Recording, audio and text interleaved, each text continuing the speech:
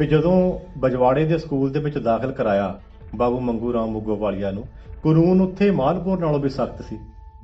ਮਾਲਪੁਰ ਦੇ ਸਕੂਲ ਦੇ ਵਿੱਚ ਤਾਂ ਦਰਵਾਜ਼ੇ ਦੇ ਕੋਲ ਹੀ ਮੰਗੂ ਰਾਮ ਨੂੰ ਬਹਿਣ ਦੀ ਆਗਿਆ ਸੀ, ਪਰ ਜਿਹੜਾ ਸੇਠ ਅਮੀਚੰਦ ਸਕੂਲ ਸੀ ਉਹ ਕਲਾਸਰੂਮ ਦੇ ਬਾਹਰਲੇ ਪਾਸੇ ਇੱਕ ਤਾਕੀ ਸੀ। ਉਹ ਕਹਿੰਦੇ ਵੀ ਤਾਕੀ ਦੇ ਕੋਲ ਬਹਿਣਾ। ਬਾਬੂ ਜੀ ਦਾ ਕੱਦ ਛੋਟਾ ਸੀ, ਬੱਚਾ ਛੋਟਾ ਸੀ, ਇਹ ਜੇ ਤਾਕੀ ਦੇ ਬਾਹਰਲੇ ਪਾਸੇ ਬਹਿ ਚੌਂਕੜੀ ਮਾਰ ਕੇ ਬਹਿੰਦੇ ਸੀ ਤਾਂ ਨਜ਼ਰ ਨਹੀਂ ਸੀ ਆਉਂਦਾ ਵੀ ਅਧਿਆਪਕ ਕੀ ਕੰਮ ਕਰਵਾ ਰਿਹਾ। ਫਿਰ ਇਹ ਗੋਡਣੀਆਂ ਭਾਨੇ ਬਹਿੰਦੇ ਸੀ, ਇਹ ਬਾਹਰ ਬੈਠੇ ਪੜ੍ਹਾਈ ਕਰ ਰਹੇ ਤੇ ਬੱਦਲ ਘਟਾ ਕਾਲੀ ਚੜ੍ਹ ਕੇ ਆ ਗਈ, ਮੀਂਹ ਵਰਨ ਲੱਗ ਪਿਆ, ਪਿੰਡਾ ਭਿੱਜਣਾ ਸੀ ਇਹਨਾਂ ਦਾ। ਜੇ ਤਾਂ ਕੱਲਾ ਮੀਂਹ ਹੁੰਦਾ ਫਿਰ ਇਹਨਾਂ ਨੇ ਜਰ ਲੈਣਾ ਸੀ ਆਪਣੇ ਸਰੀਰ ਦੇ ਉੱਪਰ, ਪਰ ਉਹ ਬਰਸਾਤ, ਜਿੱਦਾਂ ਬਰਸਾਤ ਵਿੱਚ ਮੀਂਹ ਪੈਂਦਾ ਹੁੰਦਾ ਸੌਣ ਮਹੀਨੇ, ਨਾਲ ਗੜੇ ਵੀ ਮੋਟੇ-ਮੋਟੇ ਪੈਣ ਲੱਗ ਪਏ। ਸੋ ਇਹਨਾਂ ਨੇ ਠਰਦਿਆਂ ਨੇ ਆਪਣਾ ਥੈਲਾ ਚੱਕਿਆ, ਝੋਲਾ ਚੱਕਿਆ, ਆਪਣਾ ਬਚਾਅ ਕਰਨ ਲਈ ਕਲਾਸਰੂਮ ਦੇ ਵਿੱਚ ਆ ਗਏ। ਤੇ ਜਦੋਂ ਕਲਾਸਰੂਮ 'ਚ ਆ ਗਏ ਉੱਥੇ ਹਾਹਾਕਾਰ ਮਚ ਗਏ। ਤੇ ਪੋਲੋ ਰਾਮ ਅਧਿਆਪਕ ਸੀ, ਉਹਨੇ ਜਦੋਂ ਦੇਖਿਆ ਵੀ ਇੱਕ ਜਿਹੜਾ ਅਛੂਤ ਬੱਚਾ ਕਲਾਸਰੂਮ ਦੇ ਵਿੱਚ ਦਾਖਲ ਹੋ ਗਿਆ, ਉਹਦੇ ਹੱਥ ਕੋਈ 3 ਫੁੱਟ ਦੀ ਬੈਂਤ ਦੀ ਸੋਟੀ ਸੀ। ਉਹ ਉਹਨਾਂ ਨੇ ਬੈਂਤ ਦੀ ਸੋਟੀ ਦੇ ਨਾਲ ਮੰਗੂ ਰਾਮ ਦਾ ਪਿੰਡਾ ਇਦਾਂ ਪੱਛਿਆ ਵੀ ਜਿੱਦਾਂ ਆਪਾਂ ਪਹਿਲਾਂ ਪਹਿਲ ਉਹ ਬੋਰੇ ਦੇ ਵਿੱਚ ਨਾ ਛੱਲੀਆਂ ਪਾ ਕੇ ਕੁੱਟਦੇ ਹੁੰਦੇ ਸੀ ਡਾਂਗਾਂ ਦੇ ਨਾਲ, ਇਦਾਂ ਕੁੱਟਿਆ। ਪਰ ਜਿਗਰਾ ਦੇਖੋ ਇਸ ਸੱਚ ਦਾ। ਦੂਏ ਦਿਨ ਫਿਰ ਬੈਗ ਚੱਕ ਕੇ ਸਕੂਲ ਚਲੇ ਗਏ। ਸਕੂਲ ਜਦੋਂ ਜਾ ਕੇ ਦੇਖਿਆ ਵੀ ਜਿਹੜਾ ਉਹ ਪੋਲੋ ਰਾਮ ਅਧਿਆਪਕ ਸੀ, ਉਹਨੇ ਸਕੂਲ ਦਾ ਫਰਨੀਚਰ ਸਾਰਾ ਕਮਰੇ ਤੋਂ ਬਾਹਰ ਕੱਢਿਆ ਹੈ ਤੇ ਛਿੱਟੇ ਦੇ ਕੇ ਕਮਰੇ ਨੂੰ ਸੁੱਚਾ ਕਰ ਰਿਹਾ। ਅੱਛਾ, ਮੈਂ ਬੜਾ ਹੈਰਾਨ ਸੀ। ਮੈਂ ਕਿਹਾ ਵੀ ਡਾਕਟਰ ਭੀਮ ਰਾਓ ਅੰਬੇਡਕਰ ਹੋਣੀ 25 ਦਸੰਬਰ 1927 ਨੂੰ ਮਨੂ ਸਮਿਰਤੀ ਨੂੰ ਫੂਕਦੇ ਆ, ਜਲਾਉਂਦੇ ਨੇ, ਤੇ ਬਾਬੂ ਮੰਗੂ ਰਾਮ ਮੁੱਗੋਵਾਲੀਆ ਹੋਰੀ 1926 ਈਸਵੀ ਦੇ ਵਿੱਚ ਇਹ ਗੱਲ ਕਰਦੇ ਆ। 1932 ਈਸਵੀ ਦੇ ਵਿੱਚ ਲੰਡਨ 'ਚ ਗੋਲਮੇਜ ਕਾਨਫਰੰਸਾਂ ਹੋਈਆਂ। ਡਾਕਟਰ ਭੀਮ ਰਾਓ ਅੰਬੇਡਕਰ ਨੂੰ ਉਸ ਕਾਨਫਰੰਸ ਦੇ ਵਿੱਚ ਹੀਰੋ ਬਣਾਉਣੇ ਵਾਲੇ ਬਾਬੂ ਮੰਗੂ ਰਾਮ ਮੁੱਗੋਵਾਲੀਆ ਸੀ।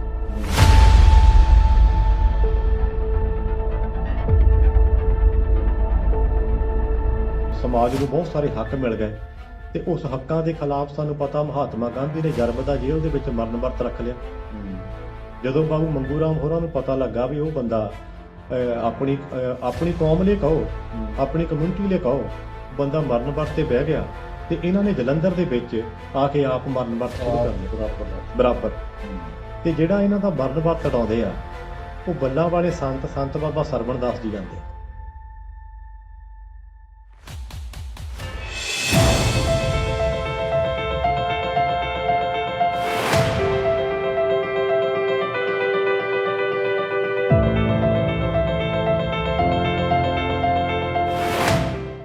ਬਾਬੂ ਮੰਗੂ ਰਾਮ ਹੋਰਾਂ ਬਾਰੇ ਇਤਿਹਾਸ ਦੇ ਵਿੱਚ ਬਹੁਤ ਜਿਹੜਾ ਉਹਨਾਂ ਦਾ ਵੱਡਾ ਯੋਗਦਾਨ ਹੈ, ਉਸ ਬਾਰੇ ਸਾਨੂੰ ਬਹੁਤ ਘੱਟ ਗਿਆਨ ਹੈ। 14 ਜਨਵਰੀ ਨੂੰ ਉਹਨਾਂ ਦਾ ਜਨਮ ਦਿਨ ਹੈ। ਇਸ ਸੰਬੰਧ ਦੇ ਵਿੱਚ ਅਸੀਂ ਰਵਿਦਾਸੀਆ ਟੀਮ ਦੇ ਨਾਲ ਉਹਨਾਂ ਦੇ ਪਿੰਡ ਮੁੱਗੋਵਾਲ ਪਹੁੰਚੇ ਹਾਂ। ਬਾਬੂ ਜੀ ਦਾ ਜਿਹੜਾ ਸੰਘਰਸ਼ ਹੈ ਉਹ ਇੰਨਾ ਵੱਡਾ ਹੈ ਕਿ ਅੰਗਰੇਜ਼ਾਂ ਵੇਲੇ ਭਾਵੇਂ ਸਕੂਲਾਂ ਦੀ ਸਥਾਪਨਾ ਕਰ ਦਿੱਤੀ ਗਈ, ਸਾਰਿਆਂ ਲਈ ਵਿੱਦਿਆ ਸਾਂਝੀ ਕਰ ਦਿੱਤੀ ਗਈ, ਲੇਕਿਨ ਇਸ ਦੇ ਬਾਵਜੂਦ ਡਾਕਟਰ ਅੰਬੇਡਕਰ ਤੋਂ ਲੈ ਕੇ ਬਾਬੂ ਮੰਗੂ ਰਾਮ ਹੋਰਾਂ ਨੂੰ ਪੜ੍ਹਾਈ ਦੇ ਲਈ ਸਕੂਲ ਦੇ ਵਿੱਚ ਜਿਹੜੀਆਂ ਬਹੁਤ ਤਕਲੀਫਾਂ ਜਿਹੜੀਆਂ ਸਹਿਣੀਆਂ ਪਈਆਂ, ਉਹਦੇ ਬਾਰੇ ਚਰਚਾ ਅਸੀਂ ਕਰਨੀ ਹੈ। ਉਹਨਾਂ ਦਾ ਗਦਰ ਪਾਰਟੀ ਦੇ ਵਿੱਚ ਬਹੁਤ ਵੱਡਾ ਯੋਗਦਾਨ, ਜਿਹੜਾ ਅੱਜ ਤੱਕ ਕਿਤੇ ਅੰਡਰਲਾਈਨ ਨਹੀਂ ਕੀਤਾ ਗਿਆ, ਰੇਖਾਂਕਿਤ ਨਹੀਂ ਕੀਤਾ ਗਿਆ, ਉਹਦੇ ਬਾਰੇ ਅਸੀਂ ਚਰਚਾ ਕਰਨੀ ਹੈ। ਤੇ ਉਸ ਤੋਂ ਬਾਅਦ ਆਦ ਧਰਮ ਜਿਹਨਾਂ ਦੀ ਸ਼ੁਰੂਆਤ ਮੰਗੂ ਰਾਮ ਹੋਰਾਂ ਨੇ ਕੀਤੀ ਹੈ, ਉਹਦੇ ਬਾਰੇ ਅਸੀਂ ਚਰਚਾ ਕਰਨੀ ਹੈ। ਤੇ ਇਤਿਹਾਸ ਦੇ ਵਿੱਚ ਉਹਨਾਂ ਦਾ ਕੀ ਯੋਗਦਾਨ ਹੈ, ਉਹਦੇ ਬਾਰੇ ਅਸੀਂ ਸਾਰਾ ਮੁਲਾਂਕਣ ਕਰਨਾ ਹੈ।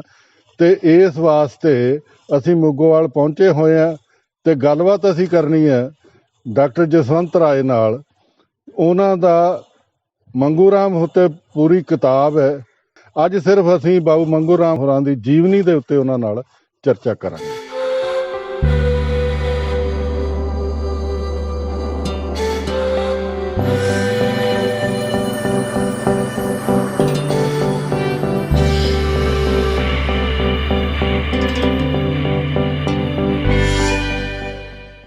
ਜਸਵੰਤ ਰਾਏ ਹੋਰਾਂ ਨੇ ਬਾਬੂ ਮੰਗੂ ਰਾਮ ਹੋਰਾਂ ਬਾਰੇ ਜਿਹੜੀ ਕਿਤਾਬ ਲਿਖੀ ਹੈ ਉਹਦੇ ਆਧਾਰ ਤੇ ਅਸੀਂ ਇਹਨਾਂ ਤੋਂ ਬਹੁਤ ਕੁਝ ਜਾਣਨਾ ਚਾਹਾਂਗੇ। ਤੇ ਮੇਰਾ ਪਹਿਲਾ ਸਵਾਲ ਇਹ ਹੈ ਜਸਵੰਤ ਰਾਏ ਜੀ ਕਿ ਬਾਬੂ ਮੰਗੂ ਰਾਮ ਹੋਰਾਂ ਨੇ ਛੋਟੀ ਉਮਰ ਤੇ ਵੀ ਖਾਸ ਤੌਰ ਤੇ ਪੜ੍ਹਾਈ ਦੌਰਾਨ ਬਹੁਤ ਸਾਰੀਆਂ ਮੁਸ਼ਕਲਾਂ ਦਾ ਸਾਹਮਣਾ ਕਰਨਾ ਉਹਨਾਂ ਨੂੰ ਪਿਆ। ਬਿਲਕੁਲ, ਉਹਦੇ ਬਾਰੇ ਤੁਸੀਂ ਇਹ ਜਿਹੜੀ ਹੈ ਸੰਖੇਪ ਚ ਜਾਣਕਾਰੀ ਦਿਓ। ਡਾਕਟਰ ਸਾਹਿਬ, ਸਭ ਤੋਂ ਪਹਿਲਾਂ ਤਾਂ ਮੈਂ ਤੁਹਾਨੂੰ ਗਦਰੀ ਯੋਧੇ ਅਤੇ ਆਦ ਧਰਮ ਦੇ ਬਾਨੀ ਜੀ ਬਾਬੂ ਮੰਗੂ ਰਾਮ ਮੁੱਗੋਵਾਲੀਆ ਜੀ ਦੇ 135ਵੇਂ ਜਨਮ ਦਿਵਸ ਤੇ ਮੁਬਾਰਕਬਾਦ ਦਿੰਦਾ ਜੀ ਤੇ ਨਾਲ ਦੀ ਨਾਲ ਜਿਹੜੇ ਰਵਿਦਾਸੀਆ ਟੀਵੀ ਦੇ ਸਰੋਤੇ ਆ ਉਹਨਾਂ ਨੂੰ ਵੀ ਮੈਂ ਇਸ ਮਾਧਿਅਮ ਰਾਹੀਂ ਬਾਬੂ ਜੀ ਦੇ 135ਵੇਂ ਜਨਮ ਦਿਵਸ ਤੇ ਵਧਾਈ ਦਿੰਦਾ, ਮੁਬਾਰਕਾਂ ਦਿੰਦਾ।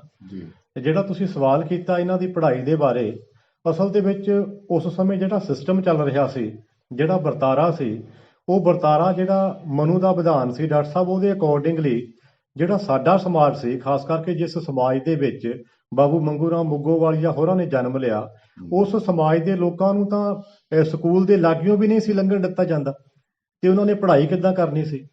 ਉਹਦੀ ਇੱਕ ਵਿਧਾ ਬਣੀ ਵੀ ਜਿਹੜਾ ਇਹਨਾਂ ਦਾ ਪਰਿਵਾਰ ਸੀ ਉਹ ਸਾਨੂੰ ਪਤਾ ਵੀ ਚਮੜੇ ਦਾ ਕੰਮ ਕਰਦੇ ਸੀ ਤੇ ਪਸ਼ੂਆਂ ਦਾ ਜਿਹੜਾ ਮਰੇ ਹੋਏ ਪਸ਼ੂਆਂ ਦਾ ਚਮੜਾ ਲਾਉਣਾ, ਉਹ ਲਿਜਾ ਕੇ ਵੇਚਣਾ, ਉਸ ਹਿਸਾਬ ਨਾਲ ਆਪਣਾ ਜਿਹੜਾ ਹੈਗਾ ਘਰ ਦਾ ਗੁਜ਼ਾਰਾ ਕਰਦੇ ਸੀ ਤੇ ਉਹ ਇਹਨਾਂ ਦੀ ਪੜ੍ਹਾਈ ਵੀ ਉਹਦੇ ਵਿੱਚੋਂ ਨਿਕਲੀ ਜੀ। ਇਹਨਾਂ ਦੇ ਪਿਤਾ ਨੇ ਜਦੋਂ ਦੇਖਿਆ ਚਮੜੇ ਦਾ ਕੰਮਕਾਰ ਵਧਿਆ ਵੀ ਮੈਂ ਕਿਉਂ ਨਾ ਮੰਗੂ ਰਾਮ ਨੂੰ ਸਕੂਲੇ ਪੜ੍ਹਨ ਪਾਵਾਂ ਤੇ ਉਹ ਜਿਹੜਾ ਚਿੱਠੀ ਪੱਤਰ ਵੀ ਪੜ੍ਹਦਾ ਰਹੂਗਾ ਤੇ ਨਾਲ ਦੀ ਨਾਲ ਮੇਰਾ ਕਾਰੋਬਾਰ ਵੀ ਡਿਵੈਲਪ ਹੋਊਗਾ। ਪਰ ਜਦੋਂ ਸਕੂਲ ਦਾ ਖਿਆਲ ਉਹਨਾਂ ਦੇ ਦਿਮਾਗ ਦੇ ਵਿੱਚ ਆਇਆ ਤੇ ਫਿਰ ਉਹਨਾਂ ਨੂੰ ਉਹੀ ਦਿੱਕਤਾਂ ਦਾ ਸਾਹਮਣਾ ਕਰਨਾ ਪਿਆ ਜਿਹੜੀਆਂ ਬਾਬਾ ਸਾਹਿਬ ਡਾਕਟਰ ਭੀਮ ਰਾਓ ਅੰਬੇਡਕਰ ਨੂੰ ਮਹਾਰਾਸ਼ਟਰ ਦੇ ਵਿੱਚ ਦਿੱਕਤਾਂ ਜਿਹੜੀਆਂ ਆਈਆਂ, ਪਰ ਫਿਰ ਵੀ ਉਹਨਾਂ ਨੇ ਦਿਲ ਨਹੀਂ ਛੱਡਿਆ। ਉਹ ਬੜੇ ਹਠੀ ਸੀ, ਬੜੇ ਜਨੂਨੀ ਸੀ, ਪੜ੍ਹਾਈ ਦਾ ਇੱਕ ਮਿਸ਼ਨ ਲੈ ਕੇ ਤੁਰ ਪਏ ਸੀ। ਸੋ ਉਹਨਾਂ ਨੇ ਸਭ ਤੋਂ ਪਹਿਲਾਂ ਇਸ ਪਿੰਡ ਦੇ ਵਿੱਚ ਹੀ ਜਿਹੜੇ ਸਾਡੇ ਧਾਰਮਿਕ ਕੋਈ ਮੌਲਵੀ ਸੀ ਜਾਂ ਹੋਰ ਜਿੱਥੋਂ ਬੇਸਿਕ ਸਾਨੂੰ ਅੱਖਰ ਗਿਆਨ ਮਿਲਦਾ ਸੀ, ਉਹ ਇਹਨਾਂ ਨੂੰ ਅੱਖਰ ਗਿਆਨ ਦਵਾਇਆ। ਉਸ ਤੋਂ ਬਾਅਦ ਮਾਲਪੁਰ ਦੇ ਵਿੱਚ ਜਿਹੜੀ ਆ ਜਦੋਂ ਐਡਮਿਟ ਕਰਾਉਣ ਲੱਗੇ, ਦਾਖਲ ਕਰਾਉਣ ਲੱਗੇ ਉਸ ਸਕੂਲ ਦੇ ਵਿੱਚ, ਤੇ ਉਹ ਜਿਹੜੇ ਅਧਿਆਪਕ ਸੀ, ਮੈਂ ਉਹਨਾਂ ਨੂੰ ਕਹਾਂਗਾ ਵੀ ਦਰੋਣਾਚਾਰੀਆ ਤੋਂ ਵੀ ਹੋ ਸਕਦਾ ਅਗਲੀ ਪੀੜ੍ਹੀ ਹੋਵੇ। ਉਹਨਾਂ ਨੇ ਜਿਹੜੇ ਬਾਬੂ ਮੰਗੂ ਰਾਮ ਮੁੱਗੋਵਾਲੀਆ ਦੇ ਉੱਪਰ ਕਾਨੂੰਨ ਥਾਪੇ ਜਦੋਂ ਦਾਖਲ ਕਰਾਉਣ ਗਏ ਇਹਨਾਂ ਦੇ ਪਿਤਾ ਜੀ, ਉਹ ਕਾਨੂੰਨ ਦੇਖ ਕੇ ਹੁਣ ਵੀ ਸਾਡੀ ਜਿਹੜੀ ਚਮੜੀ ਆ ਉਹਦੇ ਰੌਂਗਟੇ ਖੜੇ ਹੋ ਜਾਂਦੇ ਆ। ਉਹ ਕਿਹੜੇ ਸੀ ਕਾਨੂੰਨ? ਵੀ ਪਹਿਲਾਂ ਤਾਂ ਉਹਨਾਂ ਨੇ ਇਹ ਦਬਕਾ ਮਾਰਿਆ ਵੀ ਤੁਸੀਂ ਇਹਨੂੰ ਪੜ੍ਹਾ ਕੇ ਡੀਸੀ ਲਵਾਉਣਾ ਜਾਂ ਘਾਹੀ ਦੇ ਪੁੱਤ ਨੇ ਵੀ ਘਾਹੀ ਬਣਨਾ। ਸੋ ਉਹਨਾਂ ਨੇ ਜਦੋਂ ਇਹਨਾਂ ਨੇ ਫਿਰ ਵੀ ਮਿਹਨਤਾਲਾ ਕੀਤਾ ਵੀ ਨਹੀਂ ਮੈਂ ਪੜ੍ਹਾਉਣਾ ਆਪਣਾ ਮੁੰਡਾ, ਉਹ ਕਹਿੰਦੇ ਠੀਕ ਆ ਵੀ ਕਮਰੇ ਤੋਂ ਬਾਹਰ ਬਹਿ ਕੇ ਪੜ੍ਹਾਈ ਕਰੇਗਾ, ਆਪਣਾ ਟਾਟ ਘਰੋਂ ਲੈ ਕੇ ਆਇਆ ਕਰੇਗਾ। ਉਸ ਤੋਂ ਬਾਅਦ ਵੀ ਇਹਦਾ ਅਧਿਆਪਕ ਦੇ ਨਾਲ ਸਿੱਧਾ ਸੰਪਰਕ ਨਹੀਂ ਹੋਵੇਗਾ। ਪਹਿਲਾਂ ਇੱਕ ਮੁਸਲਮਾਨ ਜਿਹੜਾ ਬੱਚਾ ਸੀ, ਉਹਨਾਂ ਦਾ ਵਿਦਿਆਰਥੀ ਸੀ, ਉਹਨੂੰ ਆਪ ਪੜ੍ਹਾਉਂਦੇ ਸੀ ਤੇ ਉਹ ਵਿਦਿਆਰਥੀ ਗਾਹਾਂ ਇਹਨਾਂ ਨੂੰ ਤਾਲੀਮ ਦਿੰਦਾ ਸੀ। ਪਰ ਫਿਰ ਵੀ ਇਹਨਾਂ ਨੇ ਉਹ ਸਾਰੀਆਂ ਸ਼ਰਤਾਂ ਮੰਨ ਕੇ ਦਾਖਲ ਕਰਾਤਾ ਤੇ ਉੱਥੋਂ ਜਿਹੜੇ ਪਹਿਲੇ 2-3 ਵਿਦਿਆਰਥੀ ਸੀ ਪ੍ਰਾਇਮਰੀ ਪੜ੍ਹਾਈ ਪੂਰੀ ਕਰਨੇ ਵਾਲੇ, ਉਹਨਾਂ ਦੇ ਵਿੱਚ ਬਾਬੂ ਮੰਗੂ ਰਾਮ ਮੁੱਗੋਵਾਲੀਆ ਦਾ ਵੀ ਨਾਂ ਸੀ। ਸੋ ਪ੍ਰਾਇਮਰੀ ਦੀ ਪੜ੍ਹਾਈ ਪੂਰੀ ਕਰਨ ਤੋਂ ਬਾਅਦ ਗਾਂ ਜਿਹੜੀ ਅਗਲੀ ਪੜ੍ਹਾਈ ਆ, ਅਗਲੇਰੀ ਪੜ੍ਹਾਈ, ਉਹਦਾ ਵੀ ਮੁੱਦਾ ਇਹਨਾਂ ਦੇ ਕੋਲ ਖੜਾ ਸੀ। ਸੋ ਉਸ ਦੇ ਲਈ ਇਹਨਾਂ ਨੇ ਸਾਡੇ ਹੁਸ਼ਿਆਰਪੁਰ ਦੀਆਂ ਜਿਹੜੀਆਂ ਬਿਲਕੁਲ ਬਰੂਹਾਂ ਦੇ ਉੱਪਰ ਪਿੰਡ ਆ ਬਜਵਾੜਾ, ਉੱਥੇ ਸਕੂਲ ਆ ਸੇਠ ਅਮੀ ਚੰਦ ਹਾਈ ਸਕੂਲ, ਤੇ ਉੱਥੇ ਇਹਨਾਂ ਨੇ ਬਾਬੂ ਜੀ ਨੂੰ ਦਾਖਲ ਕਰਾਤਾ, ਇਹਨਾਂ ਦੇ ਫਾਦਰ ਸਾਹਿਬ ਨੇ। ਉਹਦਾ ਵੀ ਇੱਕ ਕਾਰਨ ਸੀ ਵੀ ਲਾਗੇ ਨਾਰੂ ਨੰਗਲ ਪਿੰਡ ਇਹਨਾਂ ਦੇ ਭੂਆ ਜੀ ਰਹਿੰਦੇ ਸੀ। ਇਹਨਾਂ ਨੇ ਸੋਚਿਆ ਵੀ ਭੂਆ ਜੀ ਕੋ ਰਹੀ ਜਾਊਗਾ ਤੇ ਨਾਲੇ ਆਪਣੀ ਪੜ੍ਹਾਈ ਪੂਰੀ ਕਰੀ ਜਾਊਗਾ। ਇੱਕ ਮੈਂ ਸਕੂਲੀ ਘਟਨਾ ਦਾ ਜ਼ਿਕਰ ਤੁਹਾਡੇ ਨਾਲ ਕਰਨਾ ਚਾਹਾਂਗਾ ਵੀ ਜਦੋਂ ਬਜਵਾੜੇ ਦੇ ਸਕੂਲ ਦੇ ਵਿੱਚ ਦਾਖਲ ਕਰਾਇਆ ਬਾਬੂ ਮੰਗੂ ਰਾਮ ਮੁੱਗੋਵਾਲੀਆ ਨੂੰ, ਕਾਨੂੰਨ ਉੱਥੇ ਮਾਲਪੁਰ ਨਾਲੋਂ ਵੀ ਸਖਤ ਸੀ। ਮਾਲਪੁਰ ਦੇ ਸਕੂਲ ਦੇ ਵਿੱਚ ਤਾਂ ਦਰਵਾਜ਼ੇ ਦੇ ਕੋਲ ਹੀ ਮੰਗੂ ਰਾਮ ਨੂੰ ਬਹਿਣ ਦੀ ਆਗਿਆ ਸੀ, ਪਰ ਜਿਹੜਾ ਸੇਠ ਅਮੀਚੰਦ ਸਕੂਲ ਸੀ ਉਹ ਕਲਾਸਰੂਮ ਦੇ ਬਾਹਰਲੇ ਪਾਸੇ ਇੱਕ ਤਾਕੀ ਸੀ, ਉਹ ਕਹਿੰਦੇ ਵੀ ਤਾਕੀ ਦੇ ਕੋਲ ਬਹਿਣਾ। ਬਾਬੂ ਜੀ ਦਾ ਕੱਦ ਛੋਟਾ ਸੀ, ਬੱਚਾ ਛੋਟਾ ਸੀ, ਇਹ ਜੇ ਤਾਕੀ ਦੇ ਬਾਹਰਲੇ ਪਾਸੇ ਬਹਿ ਚੌਂਕੜੀ ਮਾਰ ਕੇ ਬਹਿੰਦੇ ਸੀ ਤਾਂ ਨਜ਼ਰ ਨਹੀਂ ਸੀ ਆਉਂਦਾ ਵੀ ਅਧਿਆਪਕ ਕੀ ਕੰਮ ਕਰਵਾ ਰਿਹਾ। ਫਿਰ ਇਹ ਗੋਡਣੀਆਂ ਭਾਨੇ ਬਹਿੰਦੇ ਸੀ, ਫਿਰ ਦੇਖਦੇ ਸੀ ਵੀ ਮੇਰਾ ਅਧਿਆਪਕ ਕੀ ਕੰਮ ਕਰਾ ਰਿਹਾ। ਬਰਸਾਤ ਵਾਲੀ ਘਟਨਾ ਦੱਸੋ। ਬਰਸਾਤ ਵਾਲੀ ਘਟਨਾ ਤਾਂ ਬੜੇ ਕਮਾਲ ਦੀ ਆਵੇ। ਸਰਦੀਆਂ ਦਾ ਮੌਸਮ ਸੀ, ਇਹ ਬਾਹਰ ਬੈਠੇ ਪੜ੍ਹਾਈ ਕਰ ਰਹੇ ਤੇ ਬੱਦਲ ਘਟਾ ਕਾਲੀ ਚੜ੍ਹ ਕੇ ਆ ਗਈ, ਮੀਂਹ ਵਰਨ ਲੱਗ ਪਿਆ। ਪਿੰਡਾ ਭਿੱਜਣਾ ਸੀ ਇਹਨਾਂ ਦਾ, ਜੇ ਤਾਂ ਕੱਲਾ ਮੀਂਹ ਹੁੰਦਾ ਫਿਰ ਇਹਨਾਂ ਨੇ ਜਰ ਲੈਣਾ ਸੀ ਆਪਣੇ ਸਰੀਰ ਦੇ ਉੱਪਰ, ਪਰ ਉਹ ਬਰਸਾਤ, ਜਿੱਦਾਂ ਬਰਸਾਤ ਵਿੱਚ ਮੀਂਹ ਪੈਂਦਾ ਹੁੰਦਾ ਸੌਣ ਮਹੀਨੇ, ਨਾਲ ਗੜੇ ਵੀ ਮੋਟੇ ਮੋਟੇ ਪੈਣ ਲੱਗ ਪਏ। ਸੋ ਇਹਨਾਂ ਨੇ ਠਰਦਿਆਂ ਨੇ ਆਪਣਾ ਥੈਲਾ ਚੱਕਿਆ, ਝੋਲਾ ਚੱਕਿਆ, ਆਪਣਾ ਬਚਾਅ ਕਰਨ ਲਈ ਕਲਾਸਰੂਮ ਦੇ ਵਿੱਚ ਆ ਗਏ। ਚਲੋ ਜੀ। ਤੇ ਜਦੋਂ ਕਲਾਸਰੂਮ 'ਚ ਆ ਗਏ ਉੱਥੇ ਹਾਹਾਕਾਰ ਮਚ ਗਏ। ਤੇ ਪੋਲੋ ਰਾਮ ਅਧਿਆਪਕ ਸੀ, ਉਹਨੇ ਜਦੋਂ ਦੇਖਿਆ ਵੀ ਇੱਕ ਜਿਹੜਾ ਅਛੂਤ ਬੱਚਾ ਕਲਾਸਰੂਮ ਦੇ ਵਿੱਚ ਦਾਖਲ ਹੋ ਗਿਆ, ਉਹਦੇ ਹੱਥ ਕੋਈ 3 ਫੁੱਟ ਦੀ ਬੈਂਤ ਦੀ ਸੋਟੀ ਸੀ।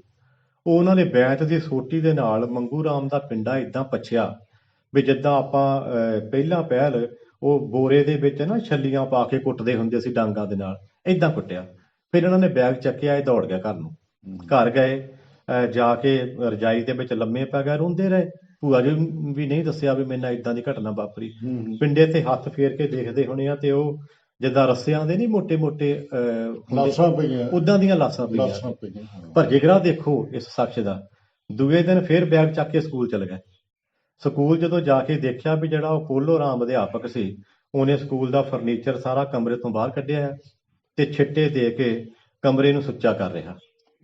ਗੰਗਾ ਜਲ। ਜਦੋਂ ਉਹਦੀ ਨਿਗਾਹ ਪਈ ਮੰਗੂ ਰਾਮ ਤੇ, ਕਹਿੰਦਾ ਉਹ ਤੂੰ ਫਿਰ ਸਕੂਲ ਆ ਗਿਆ, ਠਹਿਰ ਲਾ ਮੈਂ ਤੈਨੂੰ ਦਿਨਾ ਪੜ੍ਹਾਈ। ਜਦੋਂ ਮੰਗੂ ਰਾਮ ਹੋਰਾਂ ਨੇ ਦੇਖਿਆ ਨਾ ਵੀ ਉਹ ਸੋਟੀ ਅੱਜ ਇਹਨੇ ਮੇਰੇ ਫਿਰ ਭਰਾਉਣੀ ਆ, ਤੇ ਉਹ ਆਪਣਾ ਬੈਗ ਚੱਕ ਕੇ ਦੌੜ ਗਿਆ ਘਰ ਨੂੰ। ਇਹ ਏਦਾਂ ਇਹਨਾਂ ਦੀ ਪੜ੍ਹਾਈ ਜਿਹੜੀ ਆ ਉਹ ਪੂਰੀ ਹੋਈ। ਇਹ ਵਾਕਈ ਅਸੀਂ ਹੋਰ ਵੀ ਸੁਣਨਾ ਚਾਹੁੰਦੇ ਸੀ ਇਹਦੇ ਬਾਰੇ ਤੁਹਾਡੇ ਕੋਲੋਂ। ਹਾਂਜੀ, ਮੈਨੂੰ ਪਤਾ ਹੈ ਕਿਤਾਬ ਦੇ ਵਿੱਚ ਤੁਸੀਂ ਸਾਰੀਆਂ ਗੱਲਾਂ ਲਿਖੀਆਂ ਹੋਈਆਂ ਨੇ, ਲੇਕਿਨ ਸਮੇਂ ਦਾ ਥੋੜਾ ਜਿਹਾ ਰੱਖ ਕੇ ਅਸੀਂ ਚੱਲ ਰਹੇ ਹਾਂ। ਤੇ ਅਸੀਂ ਹੁਣ ਇੱਥੋਂ ਸਿੱਧੀ ਗੱਲ ਕਰਾਂਗੇ ਕਿ ਬਾਬੂ ਜੀ ਜਦੋਂ ਪ੍ਰਵਾਸ ਕਰਦੇ ਨੇ, ਠੀਕ ਹੈ, ਉੱਥੇ ਜਾ ਕੇ ਉਹਨਾਂ ਨੇ ਕੀ ਕੀ ਕੀਤਾ ਤੇ ਜਿਹੜੀ ਗਦਰ ਪਾਰਟੀ ਦੇ ਨਾਲ ਜੁੜੇ ਹੋਏ ਲੋਕ ਸੀ ਉਹਨਾਂ ਨਾਲ ਉਹਨਾਂ ਦਾ ਜਿਹੜਾ ਵਾਸਤਾ ਪਿਆ ਤੇ ਜਿਹੜਾ ਉੱਥੇ ਆਸ਼ਰਮ ਦੇ ਵਿੱਚ ਰਹਿ ਕੇ ਜੋ ਉਹਨਾਂ ਨੇ ਮਹਿਸੂਸ ਕੀਤਾ, ਸੰਖੇਪ ਵਿੱਚ ਸਾਰੀ ਜਾਣਕਾਰੀ ਸਾਨੂੰ। ਠੀਕ ਹੈ, ਠੀਕ ਹੈ। ਡਾਕਟਰ ਸਾਹਿਬ, ਜਿਹੜਾ ਤੁਸੀਂ ਸਵਾਲ ਕੀਤਾ ਇਹਨਾਂ ਦੇ ਪ੍ਰਵਾਸ ਬਾਰੇ, ਕਿਉਂਕਿ ਇਹ ਹਿੰਮਤੀ ਸੀ, ਆਪਣੇ ਪਰਿਵਾਰ ਨੂੰ ਆਰਥਿਕ ਤੌਰ ਤੇ ਖੁਸ਼ਹਾਲ ਕਰਨਾ ਚਾਹੁੰਦੇ ਸੀ। ਸੋ 1909 ਈਸਵੀ ਦੇ ਵਿੱਚ ਇਹ ਆਪਣੇ ਪਿੰਡ ਦੇ ਇੱਕ ਜਨਰਲ ਕੈਟਾਗਰੀ ਦਾ ਬੰਦਾ ਸੀ, ਉਹਦੀ ਹੈਲਪ ਲੈ ਕੇ ਇਹ ਵਿਦੇਸ਼ ਚਲੇ ਗਏ। ਇਹਨਾਂ ਦੇ ਨਾਲ 2 ਇਹਨਾਂ ਦੇ ਕਜ਼ਨ ਵੀ ਗਏ ਸੀ, ਪਰ ਉਹ ਕਹਿ ਲਓ ਵੀ ਇਦਾਂ ਦੇ ਸ਼ਿੱਦਤ ਵਾਲੇ ਨਹੀਂ ਸੀ ਜਾਂ ਹਿੰਮਤੀ ਨਹੀਂ ਸੀ, ਉਹ ਰਸਤੇ ਵਿੱਚੋਂ ਵਾਪਸ ਮੁੜ ਆਏ। ਰਹੀ ਗੱਲ ਪ੍ਰਵਾਸ ਦੀ, ਸਾਨੂੰ ਪਤਾ ਵੀ ਉਸ ਸਮੇਂ ਇੱਥੇ ਕਿੱਦਾਂ ਖੇਤੀਬਾੜੀ ਤਬਾਹ ਹੋ ਰਹੀ ਸੀ, ਆਰਥਿਕਤਾ ਦੀ ਜਿਹੜੀ ਆ ਪੂਰੀ ਸਮਾਜ ਦੇ ਵਿੱਚ ਢਾਲ ਲੱਗੀ ਹੋਈ ਸੀ, ਅੰਗਰੇਜ਼ੀ ਸ਼ਾਸਕ ਕਿੱਦਾਂ ਲੁੱਟ ਖਸੁੱਟ ਕਰ ਰਹੇ ਸੀ। ਸੋ ਉਸ ਸਾਰੇ ਵਰਤਾਰੇ ਤੋਂ ਬਚਣ ਦੇ ਲਈ ਇਹਨਾਂ ਨੇ ਵਿਦੇਸ਼ਾਂ ਵੱਲ ਚਾਲੇ ਪਾਏ। ਮੇਰਾ ਖਿਆਲ 1905 ਈਸਵੀ ਦੇ ਵਿੱਚ ਜਿਹੜੇ ਪੰਜਾਬ ਦੇ ਨੌਜਵਾਨ ਆ ਜਾਂ ਭਾਰਤ ਦੇ ਬਾਕੀ ਸੂਬਿਆਂ ਦੇ ਨੌਜਵਾਨ ਆ, ਉਹਨਾਂ ਨੇ ਵਿਦੇਸ਼ਾਂ ਵੱਲ ਜਾਣਾ ਸ਼ੁਰੂ ਕੀਤਾ। ਤੇ 1905 ਵਿੱਚ 45 ਕੋ ਗਿਣਤੀ ਸੀ, ਤੇ ਜਦੋਂ ਬਾਬੂ ਮੰਗੂ ਰਾਮ ਮੁੱਗੋਵਾਲੀਆ ਹੋਰੀ ਗਏ 1909 ਚ, ਉਦੋਂ ਗਿਣਤੀ ਹਜ਼ਾਰਾਂ ਚ ਹੋ ਗਈ ਸੀ। ਉੱਥੇ ਜਾ ਕੇ ਇਹਨਾਂ ਨੇ ਜਿਹੜੇ ਪਿੰਡ ਦੇ ਬੰਦਿਆਂ ਦੀ ਮਦਦ ਨਾਲ ਗਏ ਸੀ, ਕੈਲੀਫੋਰਨੀਆ, ਸੈਕਰਾਮੈਂਟੋ, ਫਰੀਜ਼ਨੋ, ਉੱਥੇ ਜਾ ਕੇ ਇਹਨਾਂ ਨੇ ਖੇਤੀਬਾੜੀ ਦਾ ਕੰਮ ਕੀਤਾ ਤੇ ਉਹਨਾਂ ਦੇ ਆਪਣੇ ਫਲ ਤੋੜਨ ਦਾ ਕਾਰੋਬਾਰ ਸੀ, ਫਲ ਤੋੜਨ ਲੱਗ ਪਏ। ਪਰ 1909 ਈਸਵੀ ਦੇ ਵਿੱਚ ਮੇਰੇ ਪਿੰਡ ਦੇ ਬਾਬੂ ਹਰਨਾਮ ਸਿੰਘ ਸਾਰੀ, ਜਿਨ੍ਹਾਂ ਦੇ ਬਾਰੇ ਮੇਰੀ ਕਿਤਾਬ ਵੀ ਆਈ ਆ, ਉਹ 1907 ਚ ਜਾਂਦੇ ਬਾਹਰ। 7 ਚ ਜਾ ਕੇ ਉਹ 1909 ਦੇ ਵਿੱਚ ਇੱਕ ਪੇਪਰ ਕੱਢਦੇ ਆ, ਸਵਦੇਸ਼ ਸੇਵਕ। ਤੇ ਉਸ ਸਮੇਂ ਤੱਕ ਜਿਹੜੇ ਸਾਡੇ ਮੁੰਡੇ ਉੱਧਰ ਗਏ ਸੀ ਕਮਾਈ ਕਰਨ, ਜਿਹੜਾ ਉੱਥੋਂ ਦਾ ਮਜ਼ਦੂਰ ਤਬਕਾ ਸੀ, ਉਹਨਾਂ ਦੀ ਨਾਲ ਇਹਨਾਂ ਦੇ ਖਹਿਬਾਜ਼ੀ ਹੋ ਗਈ, ਲੜਾਈ ਝਗੜਾ ਹੋਣ ਲੱਗ ਪਿਆ। ਸੋ ਉਹਨਾਂ ਨੇ ਇਹਨਾਂ ਦੇ ਉੱਪਰ ਹਮਲੇ ਕਰਨੇ ਸ਼ੁਰੂ ਕਰ ਦਿੱਤੇ। ਤਾਂ ਜਿਹੜੇ ਸਾਡੇ ਮੁੰਡੇ ਸੀ, ਸਾਡੇ ਨੌਜਵਾਨ ਸੀ, ਇਹਨਾਂ ਨੇ ਆਪਣੇ ਛੋਟੇ ਛੋਟੇ ਸੰਗਠਨ ਬਣਾਉਣੇ ਸ਼ੁਰੂ ਕਰ ਦਿੱਤੇ। ਪਹਿਲਾ ਸੰਗਠਨ 1909 ਚ ਬਣਿਆ, ਤੇ ਉਹ ਜਿਹੜੇ ਸੰਗਠਨ ਵਾਲੇ ਮੁੰਡੇ ਸੀ, ਜੀ.ਡੀ. ਕੁਮਾਰ ਹੁਣੀ, ਭਾਈ ਭਗਵਾਨ ਦਾਸ ਹੋਰੀ, ਤੇ ਜਾਂ ਮੇਰੇ ਲਾਗੇ ਪਿੰਡ ਆ ਖੁਰਦਪੁਰ, ਆਦਮਪੁਰ ਦੇ ਕੋਲੇ, ਉੱਥੇ ਦੇ ਭਾਈ ਬਲਵੰਤ ਸਿੰਘ ਹੋਰੀ, ਉਹ ਦਿਨ ਨੂੰ ਕੰਮ ਕਰਦੇ ਸੀ ਆਰਿਆਂ ਦੇ ਉੱਪਰ ਜਾਂ ਖੇਤਾਂ ਦੇ ਵਿੱਚ, ਤੇ ਰਾਤ ਨੂੰ ਜਿੱਥੇ ਉਹਨਾਂ ਨੂੰ ਪਤਾ ਸੀ ਵੀ ਸਾਡੇ ਭਾਰਤ ਦੇ ਬੰਦੇ, ਭਾਰਤ ਦੇ ਮੁੰਡੇ ਕਿਤੇ ਰਾਤ ਕੱਟ ਰਹੇ ਆ, ਉੱਥੇ ਜਾ ਕੇ ਇਕੱਠਾਂ ਦੇ ਵਿੱਚ ਉਹਨਾਂ ਨੂੰ ਜਾਗਰਤ ਕਰਦੇ ਹੁੰਦੇ ਸੀ। ਉਹਨਾਂ ਨੂੰ ਕਹਿੰਦੇ ਹੁੰਦੇ ਸੀ ਵੀ ਜੇ ਤੁਹਾਨੂੰ ਕੋਈ ਦਿੱਕਤ ਆਉਂਦੀ ਆ, ਅਸੀਂ ਤੁਹਾਡੇ ਨਾਲ ਆ। ਸੋ ਇਸੇ ਤਰ੍ਹਾਂ ਉਹ ਜਦੋਂ ਉਹ ਉਹਨਾਂ ਨੂੰ ਜਾ ਕੇ ਭਾਸ਼ਣ ਕਰਦੇ ਸੀ, ਜਾਗਰਤ ਕਰਦੇ ਸੀ, ਤਾਂ ਉਹਨਾਂ ਦੀ ਜਿਹੜੀ ਗੱਲਬਾਤ ਆ ਬਾਬੂ ਮੰਗੂ ਰਾਮ ਦੇ ਵੀ ਕੰਨੀ ਪੈਂਦੀ ਰਹੀ। ਜਦੋਂ ਇਹ ਇੱਕ ਤਰ੍ਹਾਂ ਦਾ ਜਿਹੜਾ ਉਹਨਾਂ ਤੋਂ ਪ੍ਰਭਾਵਿਤ ਹੋ ਕੇ ਇਸ ਮੂਵਮੈਂਟ ਨਾਲ ਜੁੜ ਜਾਂਦੇ, ਇਸ ਮੂਵਮੈਂਟ ਨਾਲ ਜਦੋਂ ਜੁੜਦੇ ਆ, ਹਾਂਜੀ, ਆਸ਼ਰਮ ਵਿੱਚ ਆਉਂਦੇ ਆ, ਕਰਤਾਰ ਸਿੰਘ ਸਰਾਭਾ ਤੇ ਦੂਸਰਿਆਂ ਚ ਬਹਿੰਦੇ ਆ, ਹਾਂਜੀ, ਉਦੋਂ ਇਹਨਾਂ ਦਾ ਜਿਹੜਾ ਵਿਕਾਸ ਹੋਇਆ ਉਹ ਦੱਸੋ ਜਰਾ।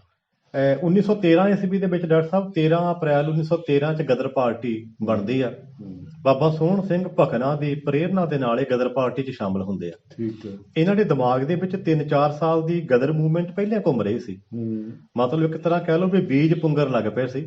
ਪਰ ਬਾਬਾ ਸੋਹਣ ਸਿੰਘ ਦੀ ਭਕਨਾ ਦੇ ਨਾਲ ਤੇ ਇਹ ਜਿਹੜਾ ਸਾਨ ਫਰਾਂਸਿਸਕੋ ਇਹਨਾਂ ਦਾ ਆਫਿਸ ਸੀ, ਦਫ਼ਤਰ ਸੀ, ਜਿੱਥੋਂ ਪੇਪਰ ਵੀ ਉਹ ਛਪਦਾ ਰਿਹਾ ਗਦਰ, ਜਿੱਥੇ ਅਣਦਾੜੀਆ ਮੁੰਡਾ ਜੁਗੰਤਰ ਆਸ਼ਰਮ ਕਰਤਾਰ ਸਿੰਘ ਸਰਾਭਾ ਕੰਮ ਕਰਦਾ ਸੀ, ਸਰਾਭੇ ਦੇ ਨਾਲ ਇਹਨਾਂ ਨੂੰ ਕੰਮ ਕਰਨ ਦਾ ਮੌਕਾ ਮਿਲਿਆ। ਸੋ ਉੱਥੇ ਜਦੋਂ ਇਹਨਾਂ ਨੇ ਬੈਠ ਕੇ ਉਹਨਾਂ ਦੀਆਂ ਗੱਲਾਂ ਸੁਣਨੀਆਂ, ਦੇਸ਼ ਭਗਤਾਂ ਦੀਆਂ, ਸਮਤਾ ਸਮਾਨਤਾ ਵਾਲੇ ਸਮਾਜ ਦੀਆਂ ਗੱਲਾਂ, ਕਿਉਂਕਿ ਇਹਨਾਂ ਦਾ ਵਿਧਾਨ ਸੀ ਗਦਰ ਪਾਰਟੀ ਦਾ ਵੀ ਜਿਹੜਾ ਧਰਮ ਕਿਸੇ ਦਾ ਨਿੱਜੀ ਮਾਮਲਾ ਹੋ ਸਕਦਾ, ਸਾਡੇ ਵਿੱਚ ਕਿਸੇ ਦਾ ਧਰਮ, ਕਿਸੇ ਦੀ ਜਾਤ, ਇਸ ਮਸਲੇ ਤੇ ਕੋਈ ਗੱਲ ਨਹੀਂ ਹੋ। ਇਕੱਠੇ ਬੈਠ ਕੇ ਖਾਂਦੇ ਇਕੱਠੇ ਇੱਕ ਥਾਲੀ 'ਚ ਖਾਂਦੇ ਸੀ। ਸੋ ਮੰਗੂ ਰਾਮ ਨੂੰ ਐਂ ਲੱਗਿਆ ਵੀ ਯਾਰ ਇਹ ਸਾਡੇ ਮਿਸ਼ਨ ਦੀਆਂ ਗੱਲਾਂ ਕਰ ਰਹੇ ਆ, ਵੀ ਮੈਂ ਜਿਹਨਾਂ ਦਿੱਕਤਾਂ ਦੇ ਵਿੱਚੋਂ ਨਿਕਲ ਕੇ ਆਇਆ, ਜਿਹੜੀਆਂ ਔਕੜਾਂ ਦੇ ਵਿੱਚੋਂ ਮੈਂ ਨਿਕਲ ਕੇ ਆਇਆ, ਇਹ ਤਾਂ ਇੱਥੇ ਸਾਂਝੀਵਾਲਤਾ ਦੀਆਂ ਗੱਲਾਂ। ਫਿਰ ਬਾਬੂ ਮੰਗੂ ਰਾਮ ਨੂੰ ਆਪਣੇ ਮਨ ਦੇ ਵਿੱਚ ਮਹਿਸੂਸ ਹੁੰਦਾ ਸੀ ਵੀ ਇਹ ਮੇਰਾ ਮਿਸ਼ਨ ਆ, ਇਹ ਸਾਡੇ ਮਿਸ਼ਨ ਦੀ ਗੱਲ ਜਿਹੜੀ ਆ ਉਹ ਕਰ ਰਹੇ ਆ। ਕਿਤਾਬ ਦੇ ਵਿੱਚ ਇਹਦੇ ਬਾਰੇ ਕਾਫੀ ਲੰਬਾ ਚੌੜਾ ਆ। ਪਰ ਜਦੋਂ 1914 ਈਸਵੀ ਦੇ ਵਿੱਚ ਡਾਕਟਰ ਸਾਹਿਬ ਪਹਿਲਾ ਸੰਸਾਰ ਯੁੱਧ ਸ਼ੁਰੂ ਹੁੰਦਾ ਤੇ ਸਾਡੇ ਗਦਰੀ ਹਿੰਮਤੀ ਦੇਖੋ ਕਿੰਨੇ ਸੀ। 13 ਦੇ ਵਿੱਚ ਗਦਰ ਪਾਰਟੀ ਦੀ ਸਥਾਪਨਾ ਹੁੰਦੀ ਹੈ, 14 ਦੇ ਵਿੱਚ ਪਹਿਲਾ ਸੰਸਾਰ ਯੁੱਧ ਸ਼ੁਰੂ ਹੋ ਗਿਆ। ਇਹਨਾਂ ਨੇ ਉਸ ਮੌਕੇ ਦਾ ਫਾਇਦਾ ਉਠਾਇਆ। ਮੈਂ ਜਿਹੜੇ ਆ ਨਾ ਇਹਦੇ ਬਾਰੇ, ਕਿਉਂਕਿ ਉਸ ਸਾਰੀ ਮੂਵਮੈਂਟ ਦੇ ਵਿੱਚ 8000 ਦੇ ਕਰੀਬ ਹਾਂਜੀ ਗਦਰੀ ਯੋਧੇ ਜਿਹੜੇ ਆ ਉਹ ਇੱਧਰ ਨੂੰ ਤੁਰ ਪੈਂਦੇ ਆ। ਬਿਲਕੁਲ ਬਿਲਕੁਲ ਹਨਾ।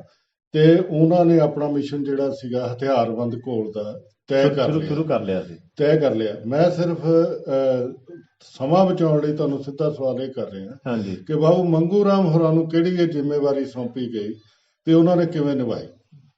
ਡਾਕਟਰ ਸਾਹਿਬ ਇੱਧਰ ਆ ਗਿਆ ਗਦਰੀ, ਉਹਨਾਂ ਨੇ ਵਹੀਰਾਂ ਘੱਤ ਦਿੱਤੀਆਂ, ਇੰਡੀਆ ਦੇ ਵਿੱਚ ਪਹੁੰਚ ਗਏ, ਭਾਰਤ 'ਚ ਆ ਗਏ, ਅੰਗਰੇਜ਼ਾਂ ਦੇ ਖਿਲਾਫ ਹਥਿਆਰਬੰਦ ਘੋਲ ਆਰੰਭ ਲਿਆ। ਬਾਬਾ ਸੋਹਣ ਸਿੰਘ ਭਕਨਾ ਹੋਰੀ ਇੱਧਰ ਆ ਗਏ ਸੀ, ਸਰਾਭੇ ਹੋਰੀ ਇੱਧਰ ਆ ਗਏ ਸੀ। ਇਹਨਾਂ ਨੂੰ ਹਥਿਆਰਾਂ ਦੀ ਤਾਂ ਜ਼ਰੂਰਤ ਸੀਗੀ ਨਾ ਫਿਰ।